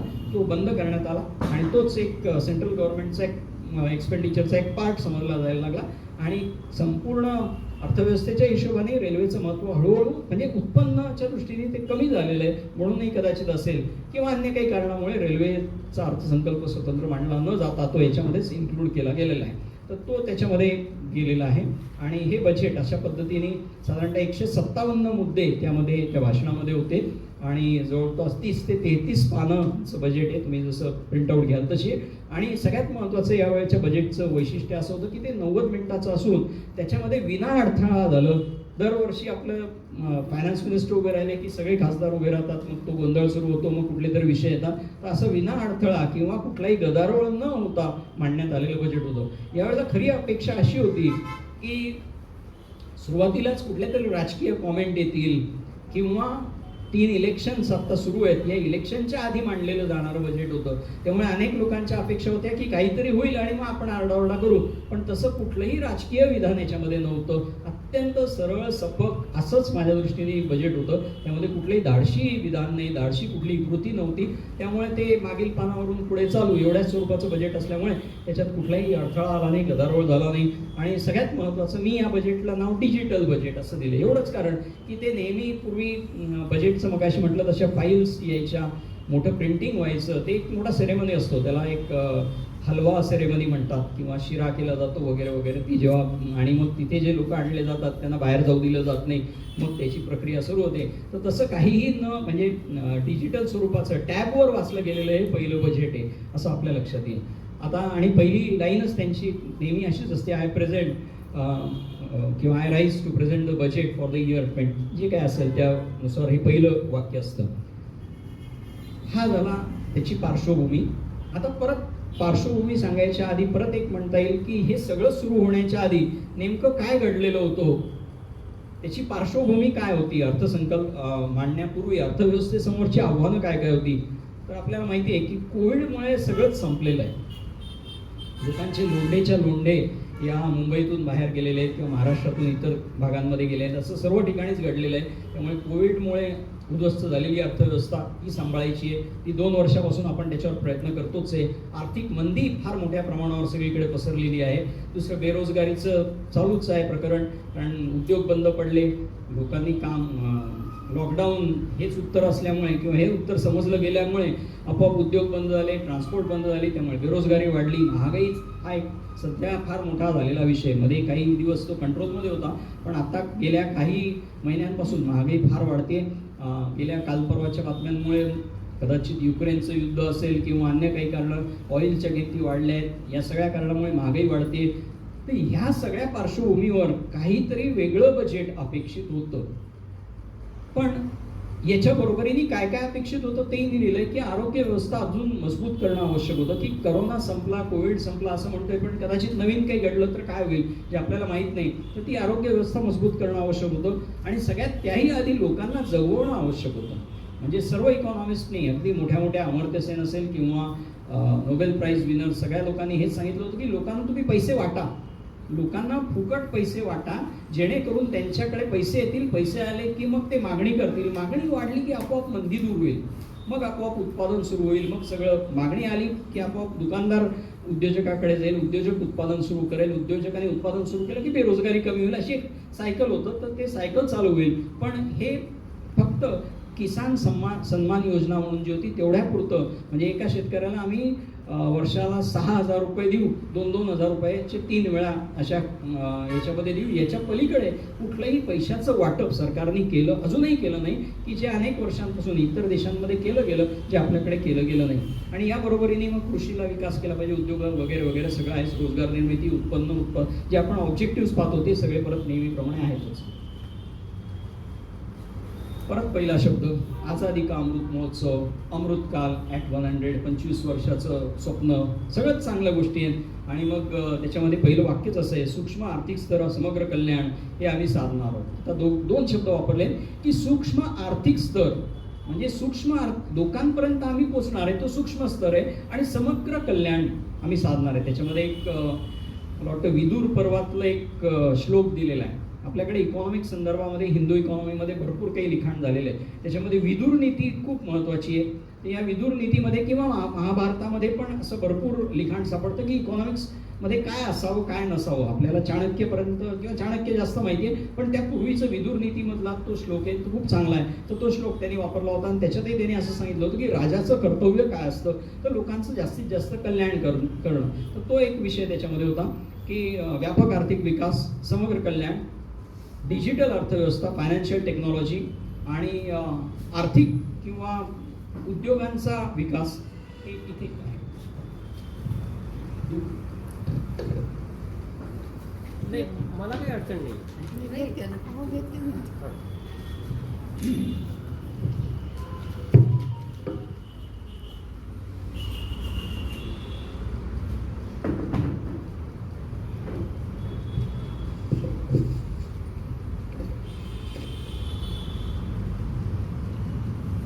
त्याच्यामध्ये परत पहिलं वाक्य असंच आहे की सार्वजनिक पुंजी निवेश की सहाय्यता से निजी निवेश आरंभ. हा एक वादग्रस्त मुद्दा आहे. परत आम्ही पब्लिक इन्व्हेस्टमेंट वाढवणार आहोत, म्हणजे सरकार खूप मोठ्या प्रमाणावर गुंतवणूक करणार आहे. का तर लोकांकडे पैसा नाही. आम्हाला माहिती आहे की आर्थिक मंदी इतक्या मोठ्या प्रमाणावर आहे की लोकांकडे पैसा नाही, लोक अधिकाधिक गरीब होत चाललेले आहेत. मग अशा वेळेला गव्हर्नमेंट इन्व्हेस्टमेंट वाढेल. आता गव्हर्नमेंट इन्व्हेस्टमेंट जेव्हा वाढते त्याचे परिणाम खूप गंभीर असतात. आता तो विषय पुढे आहे, परत आता इथे एकदा सांगतो, समोर आलाच आहे म्हणून. तर त्याचा अर्थ असा होतो की सरकारने जर कर्ज सुरू केलीत वाढवायला, तर सरकार बाजारातून कर्ज घेणार आहे. मग बाजारातून कर्ज जेवढी वाढत जातील तेवढी कर्जाची मागणी वाढते. आपल्याला माहिती आहे की मागणी वाढली की किमती वाढतात. कांद्याची मागणी वाढली की कांद्याचे भाव वाढतात. तसंच कर्जाची मागणी वाढली की व्याजाचे दर वाढतात. आणि मग बाजारातले जर व्याजाचे दर वाढले तर उद्योजकांना कुठून कर्ज मिळणार? त्याला क्राउडिंग आउट इफेक्ट असं आमच्याकडे इकॉनॉमिक्समध्ये म्हटलं जातं. त्याचा अर्थ असा होतो की खाजगी लोकांची गुंतवणूक कमी होते. म्हणून हा शब्द इथे वापरला की सार्वजनिक पुंजी निवेश की सहाय्यता से निजी निवेश आरंभ, की आम्ही प्रायव्हेट इन्व्हेस्टमेंट पण वाढवण्यासाठी प्रयत्न करू. त्यांना माहिती होतं इथे काय टीका होऊ शकते, म्हणून तो वाक्यच असं वापरलं की सार्वजनिक पुंजी निवेश की सहाय्यता से निजी निवेश आरंभ. आता खरं सांगायचं तर 2014 पासून मोदी सरकार आहे आणि त्यापासून गरीब आणि सीमांत लोकांमध्ये प्रचंड फरक पडलेला आहे, कोणी मान्य करेल. आणि त्याच्यामध्ये कशा पद्धतीने वापरलं तर डायरेक्ट बेनिफिट, DBT आपण ज्याला म्हणू, की डायरेक्ट बेनिफिट ट्रान्सफर, की लोकांना आधार कार्ड दिलं, मग आधार कार्ड बँकेशी लिंक केलं आणि मग तुमचे पैसे खात्यात जमा होतील. मग ती गॅसची सबसिडी असेल किंवा गरिबांना आता सांगितलं तसं 6,000 रुपये आम्ही जे शेतकऱ्यांना देणार आहे ते त्यांच्या खात्यात जमा होतील. आणि मग असं समोर आलं की अनेक खाती खोटी होती आणि मग या स्कीमचा उपयोग झाला. तर 2014 पासून सरकार हे सगळ्यांना देतच आहे. त्याच्यामध्ये काही वाढ झाली का आपण नंतर बघू. हे झालं. खरं सांगायचं तर माझी अशी इच्छा असते की भारतचं कृषी क्षेत्राशी आहे, तर पहिला टॉपिक जो यायला पाहिजे होता तो कृषी क्षेत्राचा यायला पाहिजे होता. ओरिजिनल बजेटमध्ये पहिला टॉपिक आला इन्फ्रास्ट्रक्चरचा, त्याच्याकडे आपण नंतर वळू. आणि दुसरा टॉपिक उद्योगाचा आहे, ते उद्योगावर बोलू. तर मग उद्योगांमध्ये आपल्याला माहिती की आर्थिक मरगळ आलेली आहे. मग ही मरगळ दूर करण्यासाठी काय केलंय हो, तर 14 क्षेत्रांमध्ये उत्पादकतेशी निगडीत प्रोत्साहन योजना जाहीर केली. आता याचा अर्थ नेमका काय होतो, तर ज्या ज्या प्रोडक्शन युनिट्स आहेत त्याच्यामध्ये ऑलरेडी जे काही प्रोडक्शन होतंय त्याच्यापेक्षा जर प्रोडक्शन वाढलं तर आम्ही तुम्हाला काही बेनिफिट्स देऊ, टॅक्समध्ये देऊ किंवा सबसिडीजमध्ये देऊ, जे काही असेल त्या पद्धतीने देऊ. त्याच्यावर नेमका किती खर्च केला आहे, तर तो अक्षरशः 1000 कोटीपेक्षाही कमी खर्च केलेला आहे. त्याच्यावर जमलं तर वेळ मिळाला तर आपण बोलू. सगळ्यात महत्त्वाचं विधान हे आहे, आत्मनिर्भर भारत या संकल्पनेतून 60 लाख रोजगार निर्मितीची क्षमता आहे. हेच तर मला पाहिजे होतं ना. मी जे ऑब्जेक्टिव्ह जे लिहिलेले होते त्याच्यामध्ये बेरोजगारी दूर केलीच पाहिजे. मग ही बेरोजगारी कशातून दूर होईल ते लिहिलेलं नाहीये, फक्त मांडलंय की आत्मनिर्भर भारत या संकल्पनेतून 60 लाख रोजगार निर्मितीची हवी क्षमता आहे. आणि उत्पादन जर वाढत गेलं या दरम्यान तर अजून 30 लाख जॉब्स किंवा रोजगार निर्माण होतील, असा एक प्रचंड आशावाद या बजेटमध्ये निर्माण केलेला आहे. याच्यामध्ये नेमकं कसे निर्माण होतील त्याच्यावर काही फारसं विवेचन नाही. दुसरं आहे ते MSME, जे सगळ्यात महत्त्वाचं क्षेत्र आजकाल समजलं जातं. तर त्याच्या क्रेडिट फॅसिलिटीज वाढवलेल्या आहेत, काही एक्सटेंड केलेल्या आहेत. त्याच्यावर वेळ मिळाला तर आपण नंतर बोलू. मगाशी सांगितलं त्याप्रमाणे सगळ्यात महत्त्वाचं काय तर इन्फ्रास्ट्रक्चर. मग आपल्या सहज लक्षात येतं की इन्फ्रास्ट्रक्चरसाठी मिनिस्टर कोण आहे, त्यांचं वजन किती आहे. राजकीय कॉमेंट मला करायचीच नाही, पण एवढं नक्की आहे की ज्या मंत्र्यांचं चांगलं वजन आहे तेच मंत्री जास्तीत जास्त ॲलोकेशन मिळवू शकतात आणि ते ॲलोकेशन इन्फ्रास्ट्रक्चरने मिळवलं. आता हे इन्फ्रास्ट्रक्चर केव्हा डेव्हलप व्हायला पाहिजे होतं, पंडित नेहरूंच्या काळात. तेव्हा झालं नाही, रस्ते झाले नाही. त्यावेळेला आपण शेती विकास केला, उद्योग विकास केला, पण तो दिसलाच नाही कुठे किंवा एवढ्या मोठा नक्की झाला आहे. मी कुठे नाकारत नाहीच आहे, पण एवढं नक्की की यावर्षी इन्फ्रास्ट्रक्चरवर प्रचंड खर्च केला. आजही आपण महाराष्ट्रात काय किंवा इतर कुठल्याही राज्यात बाहेर पडलो तर रस्त्यांचा दर्जा आपल्याला नक्कीच सुधारलेला दिसतो किंवा रस्ते झालेले दिसतात. आणि फार महत्त्वाचं आहे, म्हणजे माझा स्वतःचा अनुभव असा आहे की आमच्या कॉलेजमधल्या एका मुलाला नाक साप चावला, इगतपुरीच्या जवळ राहणारा, रोज अपडाऊन करणारा, पण केवळ तिथे त्याला कुठलंही इंजेक्शन मिळालं नाही म्हणून त्याचा मृत्यू झाला. पुढे त्याला आम्ही विद्यापीठातून सहाय्य वगैरे मिळवून देण्याचा प्रयत्न केला. याचाच अर्थ जर ट्रान्सपोर्ट सिस्टीम नसेल तर काहीच घडू शकत नाही आणि त्याच्यासाठी ही सुधारणा आवश्यक होती. म्हणून हे इन्फ्रास्ट्रक्चर, नॅशनल हायवेज आम्ही डेव्हलप करू. त्यासाठी 25,000 किलोमीटरचे मार्ग तयार होतील. त्यासाठी 20,000 कोटी रुपये आम्ही याच्यासाठी दिलेले आहेत या बजेटमध्ये. तसंच मल्टी मॉडल लॉजिस्टिक पार्क, म्हणजे जिथे ॲट ए टाइम सगळ्या गोष्टी आपल्याला देऊ शकतात. रेल्वे असतील किंवा रस्ते असतील किंवा नौकानयन किंवा ती सुविधा त्याच्यामध्ये असेल वगैरे वगैरे, असं मल्टी मॉडल लॉजिस्टिक पार्क आम्ही एस्टॅब्लिश करतोय. पण याच्यामध्येही पुढचा एक शब्द वापरलाय, पब्लिक प्रायव्हेट पार्टनरशिप, PPP. आता हे मॉडेल म्हटलं की आपोआप लोकांकडून आम्ही पैसे घेणार किंवा खाजगी उद्योगपतींना आम्ही त्याच्यामध्ये इन्व्हॉल्व करणार, प्लस गव्हर्नमेंट पण असेल आणि मग आम्ही ते सुरू करणार. म्हणजे पूर्णपणे गव्हर्नमेंट त्याच्यात इन्व्हॉल्व नाही. PPP partnership. आपण बघतो की रस्ते झाले पण टोल द्यावा लागतोय, तोच प्रकार याच्यामध्ये दिलेला आहे. आणि अजून एक सगळ्यात चांगली गोष्ट जी झाली ती 400 वंदे भारत रेलगाडी ही एक त्यांनी सुरू केली. ती म्हणजे शेतमालासाठी ज्या अत्यावश्यक असतात गोष्टी, की शेतमाल तयार झाला आहे तो वेळेत पोहोचत नाही बाजारापर्यंत, तशा त्यासाठी या 400 रेल्वे गाड्यांची सुरुवात केली, ज्या आता याच्यातल्या काही गाड्या सुरू पण आहेत. परत मुद्दा आला कृषीसाठी. मग काय केलं, संपूर्ण बजेटमध्ये फक्त 5 मुद्दे आहेत शेतीसाठी. 5 मुद्दे पण इतके वरवरचे आहेत की त्याला काही माझ्या दृष्टीने अर्थ नाही. उदाहरण द्यायचं आलं तर पहिला मुद्दा फार महत्त्वाचा होता, तो परत एकदा वाचतो की किमान आधारभूत किमतीतून 163 लाख शेतकऱ्यांच्या खात्यात 2.37 लाख कोटी रुपये जमा झाले. ही सगळ्यात चांगली गोष्ट आहे. म्हणजे ज्या कारणासाठी तुम्ही एखादं, ते मगाशी मॅडम म्हणाले तसं एखादं लेक्चर असेल तर ते पंजाबमधल्या शेतकरी आंदोलन का फसलं किंवा काय झालं किंवा तो कायदा आवश्यक होते किंवा नव्हते या विषयावर एक वेगळा विषय. पण या MSPच्या माध्यमातून आम्ही काय केलेलं आहे हे लोकांसमोर त्यांना आणणं आवश्यक होतं. म्हणून ते विधान जे आहे ते 21-22चं आहे, म्हणजे पुढच्या वर्षीचं नाही तर मागच्या वर्षीच आम्ही जवळपास इतक्या लोकांच्या खात्यामध्ये हे 2.5 लाख कोटी रुपये आम्ही जवळपास जमा केलेले आहेत. हे सरकार इथे मुद्दाम सांगते, बजेटचा हा भाग नाही, हा इकॉनॉमिक सर्वेचा आहे, पण तो त्यांनी इथे मुद्दाम हायलाईट केलेला आहे. दुसरं आहे ते मगाशी म्हटलं तसं खूप गंभीर असं नाही सांगतायत, नैसर्गिक शेतीला प्रोत्साहन देऊ किंवा अजून ड्रोनचा वापर करू, डिजिटल शेती करू, हायटेक शेती करू. आणि पुन्हा हे सगळं करताना पुन्हा खालचं एक वाक्य वेगळंच आहे, ब्लेंडेड कॅपिटल वापरू. ब्लेंडेड शब्द आपल्याला नको त्या ठिकाणी दारूसाठी माहिती असतात, पण ब्लेंडेड कॅपिटल म्हणजे काय हो, मिश्र अर्थव्यवस्था आहे, मिश्र भांडवल रचना आहे. म्हणजे काय, पुन्हा खाजगी क्षेत्राला आम्ही इथे इन्व्हॉल्व करणार आहे, म्हणून ते ब्लेंडेड कॅपिटल तिथे आलं. किंवा PPP मॉडेल आम्ही शेतीमध्ये पण आणणार आहोत, हा एक त्याच्यातला भाग आहे. चांगलं वाईट ते आपल्याला काही काळाने कळेल. आज आपल्याला काहीच कळू शकत नाही की गोदरेजची शेती जास्त फायदेशीर ठरेल की सामान्य शेतकऱ्यांनी केलेली शेती फायदेशीर ठरेल, हे आज काही ठरू शकत नाही. तर त्याच्यासाठी आपल्याला हे अर्थात अर्थसहाय्य आम्ही नाबार्ड मार्फत देऊ. म्हणजे PPP मॉडेल की गव्हर्नमेंट पण असेल आणि RBI पण असेल, नाबार्ड पण असेल, आणि मग आम्ही हे सगळं करू. शिक्षण कौशल्य विकास याच्यासाठी आम्ही काय केलं आहे परत सांगतो की शिक्षण, मी BYK कॉलेजमध्ये होतो, या दरम्यान काय सगळे आम्ही ऑनलाईन ऑफलाईन सगळ्या प्रकारचे लेक्चर घेतले. पण खरं सांगतो की ती मजा नाही आहे ऑफलाईनमध्ये. माझा मुलगा पण इंजिनिअरिंगच्या शेवटच्या वर्षाला आहे, बसलेला असतो, लॅपटॉप उघडा असतो, बघत नसतो, बाहेर पडलेला असतो.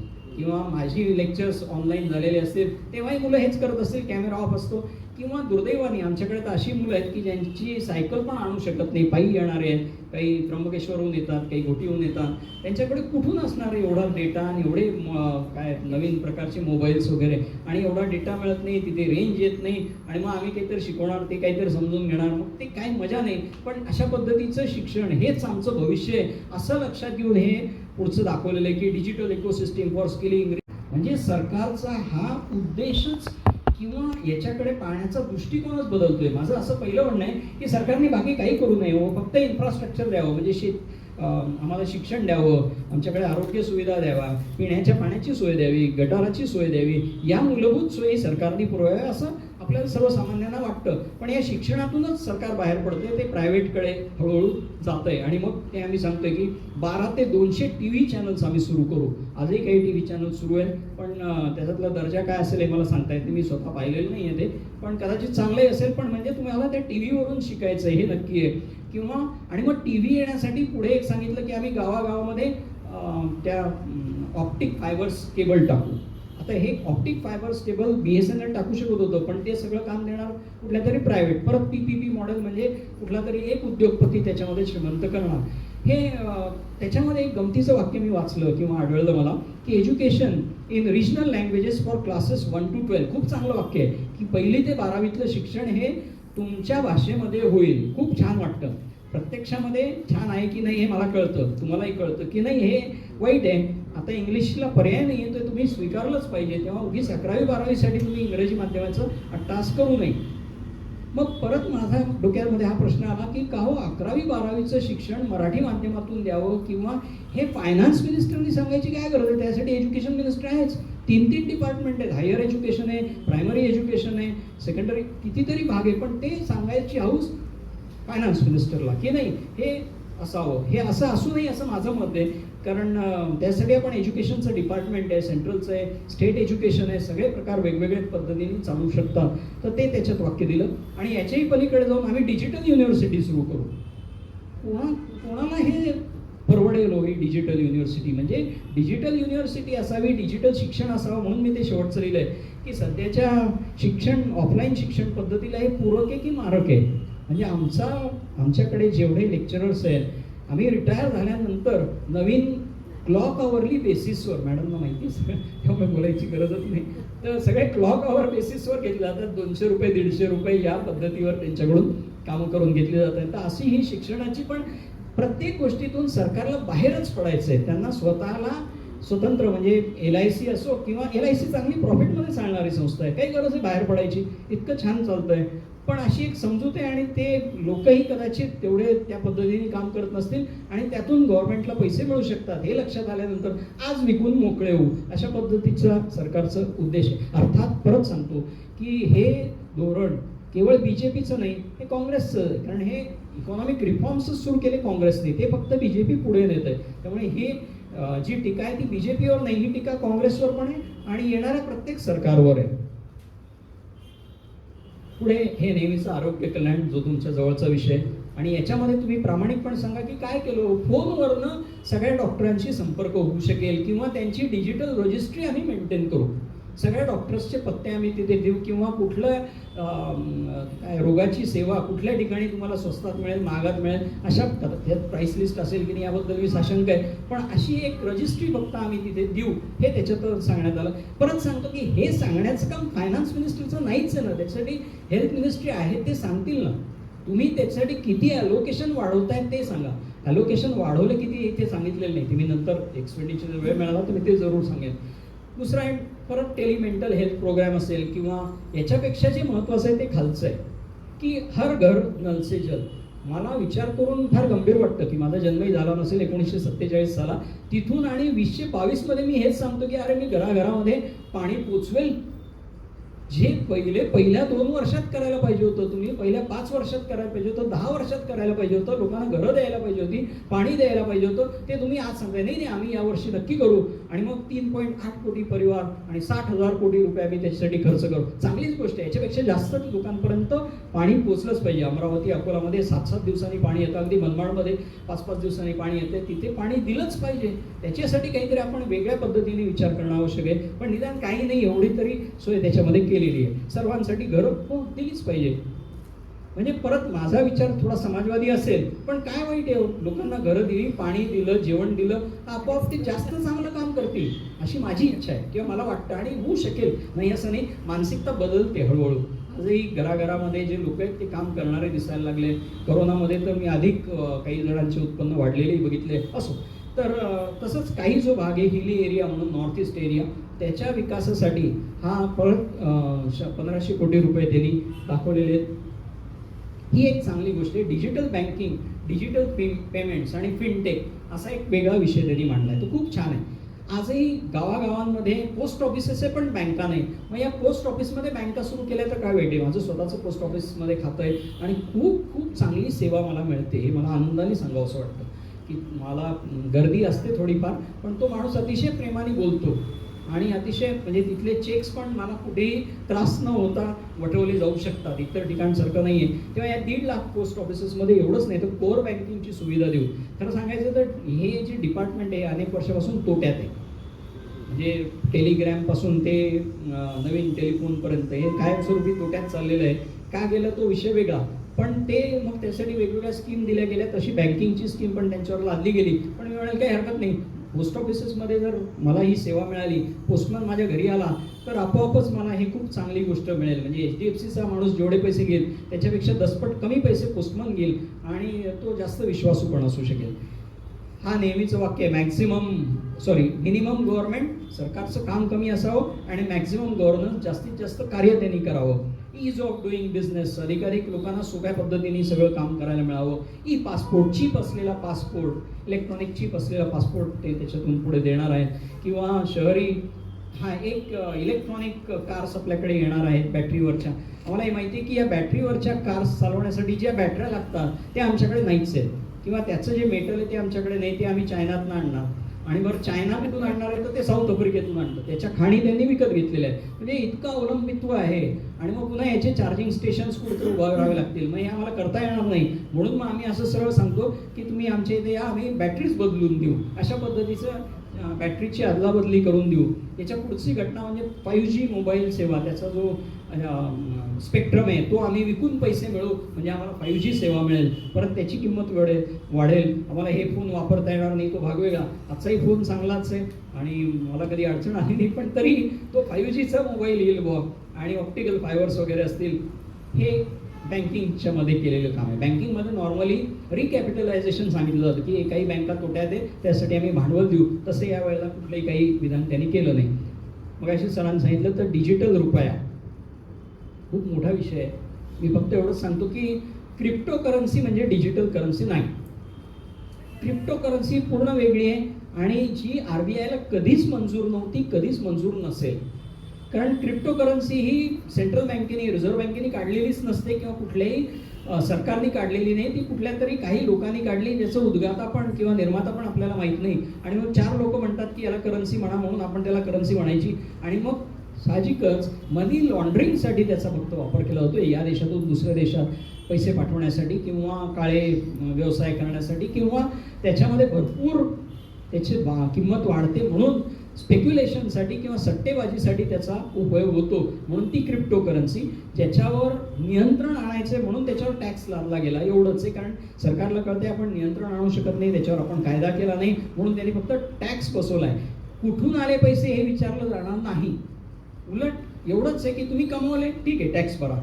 तर ती क्रिप्टो करन्सी वेगळी आणि ही डिजिटल करन्सी जी आहे ती तो 1 रुपया किंवा जे रुपये ते RBI काढेल. मी आता याच्यात वेळ देत नाही, पण मला खूप खूप इंटरेस्ट आहे या विषयामध्ये. या विषयावर मी खूप चांगलं बोलेल. तुमचा प्रश्न आला तर मी त्याच्यावर नक्की बोलेल, डिजिटल करन्सीवर. आता बजेटच्या मगाशी सांगितलं तसं बजेटचे 2 भाग असतात. पहिल्या पार्टमध्ये आम्ही काय करणार आहोत, एक्सपेंडिचर कसे करणार आहोत ते सांगितलं जातं. आणि दुसरा जो पार्ट असतो तो कर प्रस्तावात असतो. पण यावर्षी एकही कर प्रस्ताव असा बदललेला मोठ्या प्रमाणावर नाही. खरं सांगू का तुम्हाला प्रामाणिकपणे, मी इकॉनॉमिस्ट किंवा इकॉनॉमिक्सचा विद्यार्थी म्हणून असं सांगेल की भारतातले दर खूप कमी आहेत. 10%, 20%, 30% संपलं. मग तो सबचार्ज लावा, मग त्याच्यावर अमुक करा, पुन्हा इथे इन्व्हेस्ट केले तर त्याला एवढं कन्सेशन कशाला पाहिजे? कराचे दर जर मुळात कमी असतील, हे मुळात कमी आहेत असं माझं मत आहे इतर देशांच्या तुलनेत, अजून कमी केले तरी चालतील असंही मी म्हणेन. पण कराचे दर कमी असतील तर अधिकाधिक लोक कर भरतील. लोकांच्या प्रामाणिकपणावर तुम्ही विश्वास ठेवला तर लोक, आणि हे घडलेलं आहे, कराचे दर जसे कमी होतात तसं करातून मिळणारं उत्पन्न वाढत असतं. म्हणून कराचे दर कमी असावेत. आणि हा जो काही प्रकार आहे ना, तो मला स्वतःला त्याच्यावर टीका करायची की गृहकर्ज घेतलं ना तर आम्ही तुम्हाला एवढे इन्कम टॅक्समधनं सबसिडी देऊ किंवा माफ करू वगैरे. कशाला? गृहकर्जाचे दरच कमी करा ना, व्याजाचे दर. कशाला त्याच्यासाठी इन्कम टॅक्स? म्हणजे सरळ घास खाण्याच्या ऐवजी तिरपा काहीतरी करत बसायचं, त्यापेक्षा कराचे दर कमी. दोन वेगवेगळे उद्देश आहेत की घरं वाढावीत, मग घराचे कर्जाचे व्याजाचे दर कमी करावे. आरोग्याच्या सुविधा वाढाव्यात, मग इन्शुरन्स कशाला पाहिजे त्याचेच दर कमी ठेवा. म्हणजे आपोआप लोक ते सोप्या प्रत्येक वेळेला त्याच्यामध्ये टॅक्सचं कशाला गोंधळ करत बसायचा. त्यामुळे कराचे दर कमी असतील तर यावेळेला ते बदलच केले नाहीत, अशी अपेक्षा हजार लोकांची होती. स्टँडर्ड डिडक्शन वाढवा, अमुक करा तमुक करा, त्याच्यावर कुठलेही त्यांनी, आणि आम्हालाही अशी अपेक्षा होती, आम्ही ऐकायला बसलो तेव्हा की अरे इलेक्शन आहे त्यामुळे नक्की काहीतरी पॉप्युलिस्ट लोकांनाही घोषणा होतील वगैरे, असं काही झाल्या नाही. त्यांनी ते सोडून दिलं. तसंच फक्त त्याच्यामध्ये सरांनी सांगितलं तसं रिटर्न आपल्याला नंतर दाखल करता येईल. म्हणजे आता याच्यातही गंमत आहे. तुम्ही याच्यानंतर इकॉनॉमिक टाइम्समध्ये त्यांच्या मुलाखती आल्या, त्या मुलाखतीत त्यांनी असं स्पष्ट सांगितलं की जर माझं उत्पन्न कमी झालेलं आहे असं मला 1 वर्षांनी लक्षात आलं आणि मला जर रिटर्न दाखल करायचं होणार नाही. उत्पन्न वाढलेलं असेल तरच तुम्हाला हे दाखल करता येईल. म्हणजे जे कर चोर आहेत किंवा चुकून झालेलं आहे त्यांच्यासाठी ही योजना आहे. नॉर्मल ज्याला जो प्रामाणिकपणे हे सगळं करणार आहे त्याच्यासाठी काही योजना नाही आहे. परत दुसरं त्याच्यावर जास्त बोलत नाही, रिड्यूस्ड अल्टरनेटिव्ह कोऑपरेटिव्हचा भाग आजकाल वाढत चाललेला आहे. म्हणजे वित्तीय संस्थांमध्ये सहकारी संस्था आहेत, सहकारी बँका आहेत, आणि यांचं वजन हे दिल्लीमध्ये पण खूप वाढतंय. आणि त्याचा एक परिणाम म्हणून त्याच्यामध्ये रॅशनलायझेशन किंवा सुसूत्रीकरण किंवा सोपेपणा आणण्यासाठी ही कंपन्या ज्या रेटनी कर भरतायत तेवढ्याच रेटनी कोऑपरेटिव्ह संस्था भरतील, हा त्यातला मुद्दा होता. त्याच्यानंतर मगाशी सांगितलं तसं व्हर्च्युअल करन्सीवर किंवा डिजिटल ॲसेटवर एवढा 30% टॅक्स असेल वगैरे वगैरे. याच्या पलीकडचं एक धोरण आहे ते म्हणजे 1 मार्केट 1 टॅक्स, सोपं करावं असं त्यातलं खूप चांगलं आहे. GST आणायलाच पाहिजे होतं असं मला वाटतं की GST 100 कर कशाला वेगवेगळे पाहिजे तो, की सेवा कर वेगळा, गुड्स आजही एक्साईज ड्युटी वेगळी परत ठेवली आहे, पेट्रोल वगैरे ते त्यांनी सोडलेलं नाहीच आहे. पण सगळ्या वस्तूंवर अतिशय कमी दराचे कर असावेत आणि त्याची कर स्वीकारण्याची पद्धती सोपी असावी. मगाशी जे डाल्टनचं नाव घेतलं त्यांनी कर रचना सोपी असावी, सुटसुटीत असावी, इतकं साधं प्रिन्सिपल दिलंय. मग कशाला वेगवेगळे म्हणजे त्याच्यामध्ये 4-5 स्लॅब दिले की अजून अवघड होतं, मग मी कमी स्लॅबमध्ये येण्याचा प्रयत्न करतो, म्हणजे चोरी वाढते. तर ते सोपं करावं. तर हे याच्यावर खूप ऑब्जेक्शन्स आहेत की जव्हारमधल्या माणसाला किंवा अजून छोट्या छोट्या गावांमधल्या माणसांना जास्त GST का भरायचा हो, जो मुंबईतले लोक भरतात तो आम्ही का भरावा, असं त्याच्यावर वाद आहे. तो विषय वेगळा. पण हे एक स्वप्न आहे की 1 मार्केट 1 टॅक्स, सगळं भारत एकच मार्केट आहे आणि एकच टॅक्स असावा. कस्टम ड्युटीमधनं अतिशय कमी पैसे मिळतात, त्या काही ठिकाणी कमी केलेल्या आहेत. आता ही आर्थिक रचना थोडीशी बघण्यालायक आहे.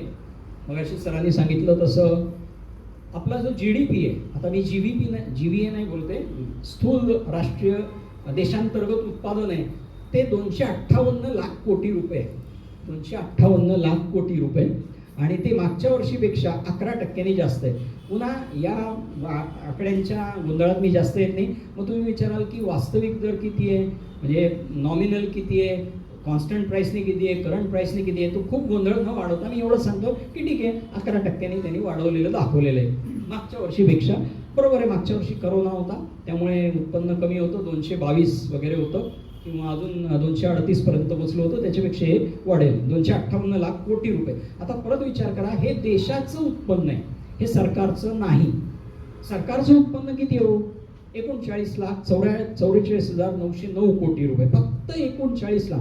258 लाख कोटी रुपये कुठे आणि 39 लाख कोटी रुपये कुठे, म्हणजे अगदी छोटासा हिस्सा गव्हर्नमेंटचा आहे. आणि मग या 39 लाख कोटी रुपयातून मला देशाच्या अर्थव्यवस्थेवर काहीतरी परिणाम करून आणायचा आहे. मग आता मगाशी पाहिलं तसं रेव्हेन्यू रिसिप्ट किती आहे, महसुली उत्पन्न किती आहे, चालू उत्पन्न किती आहे, मग ते आहे फक्त 22 लाख कोटी रुपये. रेव्हेन्यूचे एक्सपेंडिचर्स किती आहेत, चालू खर्च किती आहे, 31 लाख कोटी रुपये. चालू उत्पन्न किती आहे, 22 लाख. म्हणजे उत्पन्न कमी आणि खर्च जास्त. आणि ते कुठल्या खात्यावर, चालू खात्यावर. म्हणजे मला जे रोजचे खर्च आहे त्याचे सुद्धा, तो खर्च सुद्धा माझा जास्त आहे. आणि मग तो जो पहिल्या याच्यामध्ये आलेलं होतं डेफिसिटची कन्सेप्ट, ती डेफिसिटची कन्सेप्ट इथे आपल्याला दिसायला लागलेली आहे.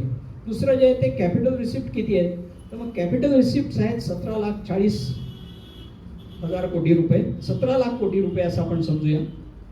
या भांडवली उत्पन्न आहे.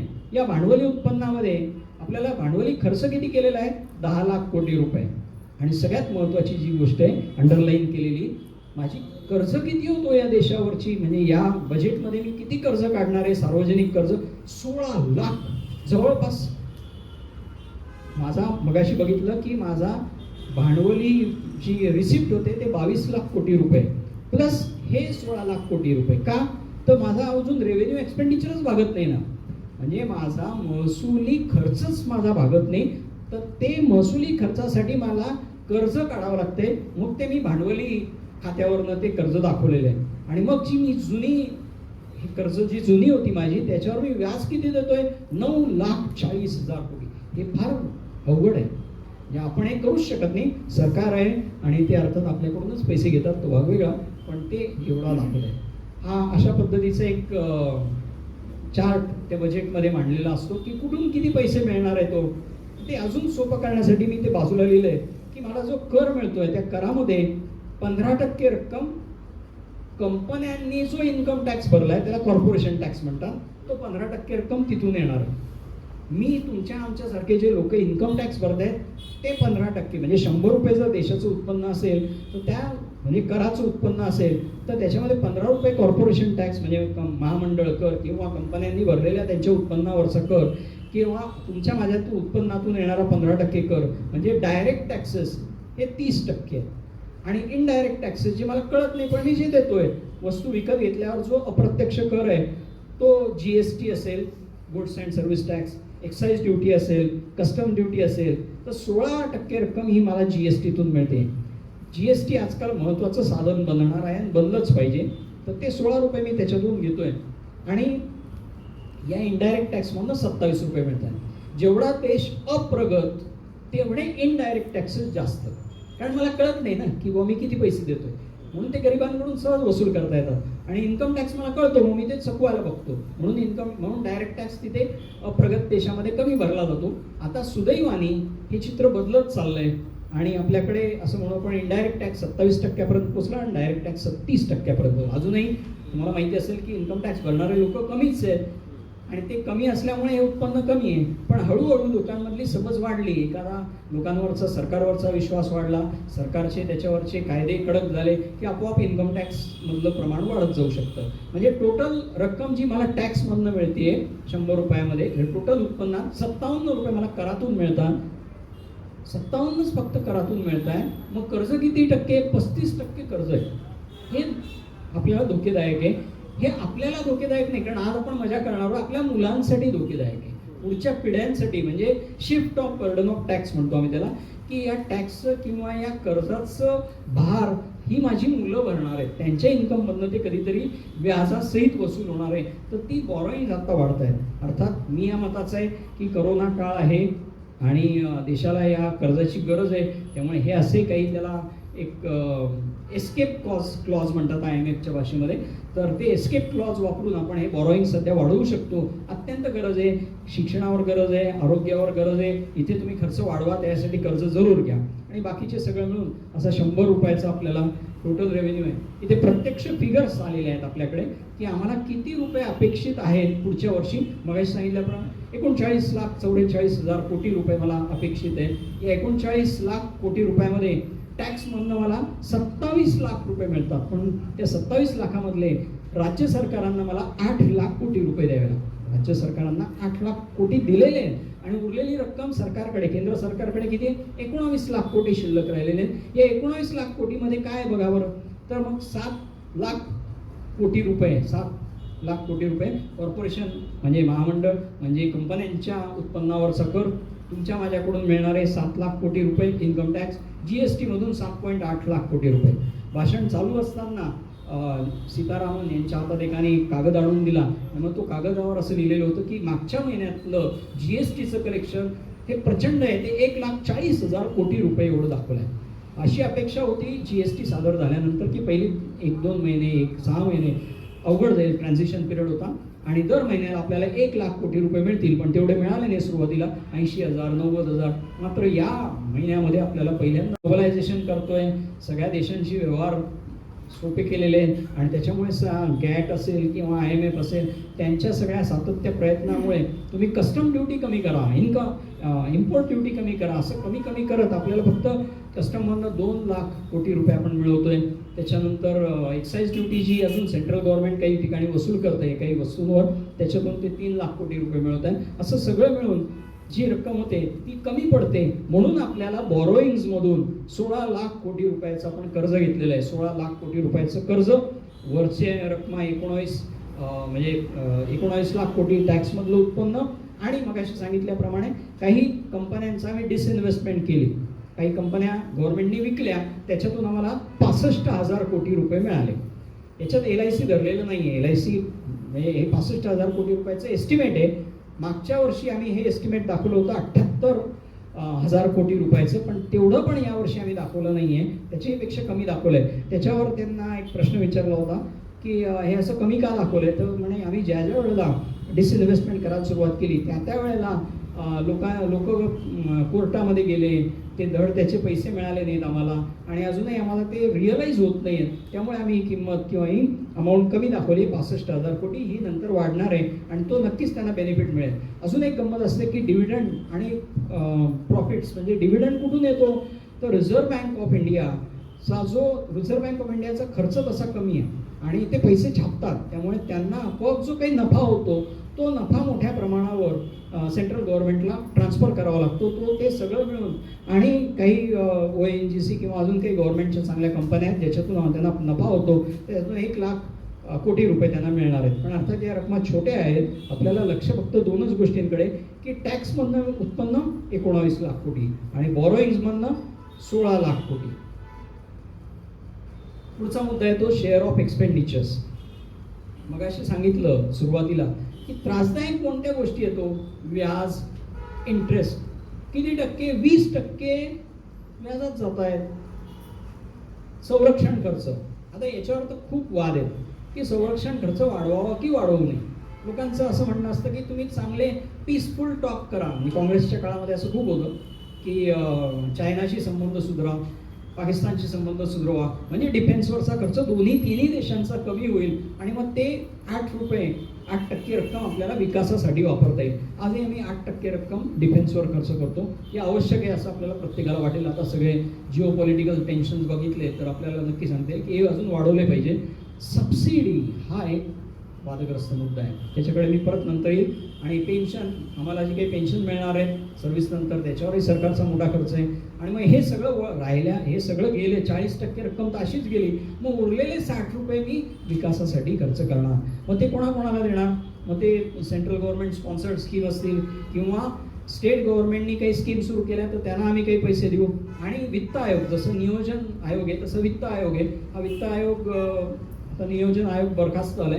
वित्त आयोगाचं असंच काम असतं की उपलब्ध जो संसाधन आहे ती राज्यामध्ये आणि केंद्र सरकारमध्ये कसं वाटप व्हावं. म्हणजे केंद्र सरकारला 60% मिळावे, 40% राज्यांना मिळावे, की 40% केंद्राला मिळावे आणि 60% राज्यांना मिळावे. एवढंच नव्हे तर त्यात ओरिसाला जास्त मिळावे, महाराष्ट्राला जास्त मिळावे की कर्नाटकाला जास्त मिळावे, त्याचे काही फॉर्म्युलेस आहेत. तर ते वित्त आयोगातर्फे जे निधी मिळणार आहे तो 10% हा याच्यासाठी जाणार आहे. एक्सपेंडिचर्स आहे. आता हे जे आहेत हे बघू आपण.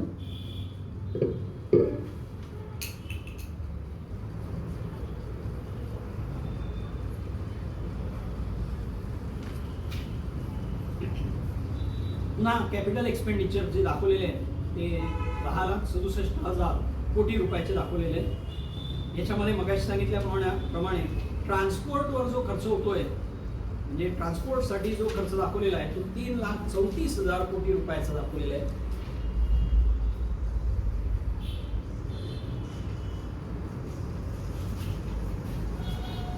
व्याजासाठी मगाशी सांगितलं तसं जे खर्च होत होता तो प्रत्यक्षात 9,40,000 कोटी रुपये व्याजासाठी आम्ही पुढच्या वर्षी खर्च करू.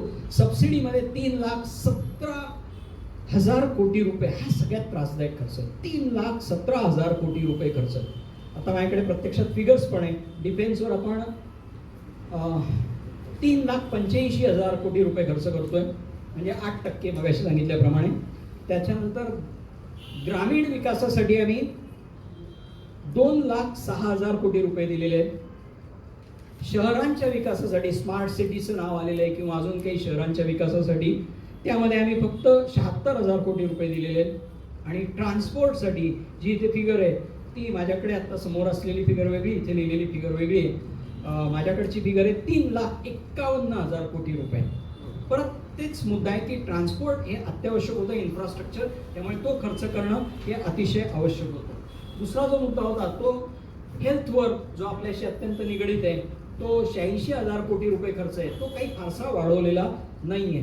त्यानंतर अजून जे काही महत्त्वाचे आहेत ते Mahatma Gandhi national rural employment programme, MNREGA जे म्हणतो आपण, की ग्रामीण भागामध्ये जेव्हा शेतीमध्ये काम नाही आहे तेव्हा त्यांना काम देण्याची पद्धत आहे, जी आपल्याकडे रोजगार हमी योजना म्हणतोय, ती विस पागे म्हणून महाराष्ट्राच्याच माणसांनी सुरू केलेली योजना आहे. मग या योजनेवर खरं सांगायचं तर 21-22च्या बजेट एस्टिमेटमध्ये 21-22 73,000 कोटी रुपये दाखवले होते.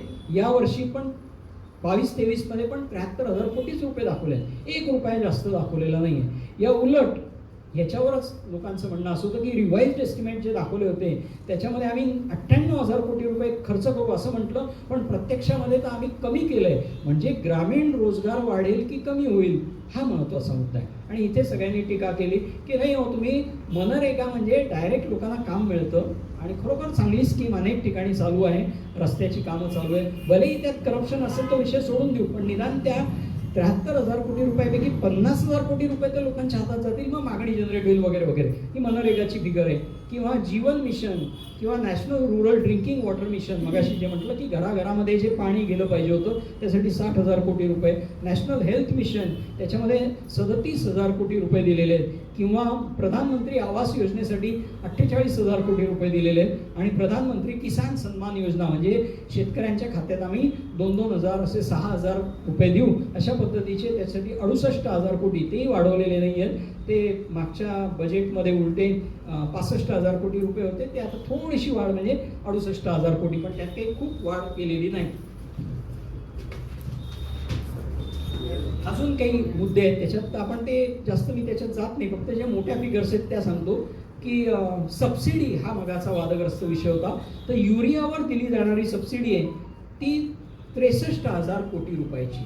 नुसती खतांवरची सबसिडी 63,000 कोटी. त्याच्यानंतर अजून एक सबसिडीचा प्रकार आहे, त्याच्यामध्ये 42,000 कोटी रुपये शेतकऱ्यांना दिले जातात. प्रोडक्शन लिंक इन्सेंटिव्ह स्कीमची फार मोठी गवगवा करून त्यांनी मगाशी मी जे दाखवलं त्याच्यासाठी फक्त 1,629 कोटी रुपये, म्हणजे उद्योगांसाठी फक्त एवढेच पैसे दिलेले आहेत. आणि फूड सबसिडीमध्ये 1,45,000 कोटी रुपये आपण फूड सबसिडीसाठी दिलेले आहेत. अशा पद्धतीचे हे सगळे खर्च आहेत. ठीक आहे, चालेल. एक शेवटचं फक्त सांगतो की मग हे एवढं सगळं आहे तर मग तुमचं म्हणणं नेमकं काय आहे हो, असं मला बरेच जण विचारतात. तर ते फक्त वाचून दाखवतो की एवढं बजेट जरी समजून घेतलं आणि काही गरज नाही एवढ्या फिगर्स लक्षात ठेवायची. एक छोटीशी गोष्ट सांगतो की एका मोठ्या घराची गोष्ट. एका घरात एकत्रित कुटुंब होतं, काका काकू अनेक भाऊ बहीण आत्या सगळे एकत्र राहणारे, सगळे वेगवेगळ्या विचारांचे होते, एकाच छताखाली राहणारे होते. यांचे जे वडील होते ते सर्वांवर लक्ष ठेवायचे, कधी मार्गदर्शकाच्या भूमिकेत तर कधी नियंत्रकाच्या भूमिकेत. या घराचं मागच्या वर्षीचं उत्पन्न होतं, या घराचं सगळ्या म्हणजे मुलांचं काकांचं मिळून 222 रुपये, ते पुढच्या वर्षी असेल 258 रुपये अशी अपेक्षा आहे, असा अंदाज आहे. घरातल्या कर्त्या पुरुषाचं म्हणजे वडिलांचं उत्पन्न विचारलं तर ते मागच्या वर्षी होतं 20 रुपये आणि पुढच्या वर्षी किती असेल फक्त 22 रुपये. 20 रुपयावरून 22 रुपये. पण ते घर चालवायचा खर्च जो आहे पुढच्या वर्षाचा तो त्यांचा 32 रुपये. मिळणार किती आहे 22 रुपये, चालू वर्षाचा खर्च किती 32 रुपये, म्हणजे कशावर, दूध, भाजीपाला, किराणा, घरात काम करणाऱ्या माणसांचे म्हणजे याच्यासाठीच त्यांना 16 रुपयाचं कर्ज काढावं लागणार आहे. म्हणजे आता विचार करून सांगू की चालू उत्पन्न वाढून बचत वाढेल आणि त्यातून काही मला सोनं नाणं खरेदी करता येईल अशी माझी कल्पना, अशी माझी स्वप्न. प्रत्यक्षामध्ये मला चालू खर्च भागवायलाच कर्ज काढावं लागतंय. मग अशा वेळेला जर रोजच्या खर्चासाठी कर्ज काढावं लागत आहे तर असं किती दिवस चालेल? हा खरा कळीचा मुद्दा आहे. हे माझं बजेटवरचं त्याच्यावरचं एक छोटंसं निवेदन होतं. या पलीकडे जे वेगवेगळ्या लोकांनी त्याच्यावर टीका केली आहे ती त्याच्यामध्ये दाखवलेली आहे. पी चिदंबरम यांनी नुकत्या रविवारच्या इंडियन एक्सप्रेसमध्ये ते लिहितात की जो कॅपिटल एक्सपेंडिचर जे वाढलेले दाखवले 6 लाख कोटी रुपये ते खोटे आहेत. त्याला ब्लॅक मॅजिक, ब्लॅक शब्द राहिला त्याला, ब्लॅक मॅजिक असा शब्द त्यांनी वापरला आणि त्यांनी असं सांगितलं की जी तुम्ही जुनी कर्ज फेडली ती तुम्ही कॅपिटल एक्सपेंडिचर म्हणून दाखवतात तर ते चुकीचं आहे. दुसरं पॉझिटिव्हली काही सांगायचं असेल तर एक अजय सेठ म्हणून secretary of department of economic affairs आहे, त्यांचं म्हणणं असं की इन्फ्रास्ट्रक्चरवर जर आम्ही खर्च वाढवला तर आपोआपच रोजगार वाढेल, मग मागणी वाढेल वगैरे वगैरे. आणि मला आवडणारे जे 2 अर्थतज्ञ आहेत ते अजित रानडे, त्यांनी असं सांगितलं की भारतीय अर्थव्यवस्था ही सर्वात वेगाने वाढते. जर असं असेल तर 800 दशलक्ष नागरिकांना मोफत अन्नधान्य देण्याची वेळ आम्हाला काय येते? हा एक गंभीर मुद्दा आहे. आणि तसंच एक रूपा रेगे निचुरे म्हणून एक मॅडम आहेत, तर त्यांचेही काही प्राध्यापिकाच होत्या, तर त्यांनी लिहिलेलं आहे की कृषी क्षेत्र आणि ग्रामीण भागात रोजगार वाढवण्यासाठी काही ठोस प्रयत्न झालेले दिसत नाही. मनरेगामधले खर्च उलटे कमी झालेले आहेत. याच्यामध्ये हा पुढचा विषय तो मी आज घेत नाही, बॅलन्सिंग द बजेट. अजून डिजिटल करन्सीवर पण मी बोललो नाही, तर तो हे विषय सोडू. आता फक्त डायरेक्ट शेवटची स्लाईड आहे आपली की खरंच यामुळे आर्थिक वृद्धीत वाढ होईल का? आर्थिक वृद्धीत वाढ होणारच आहे, त्यासाठी बजेटची गरज नाही. प्रत्येक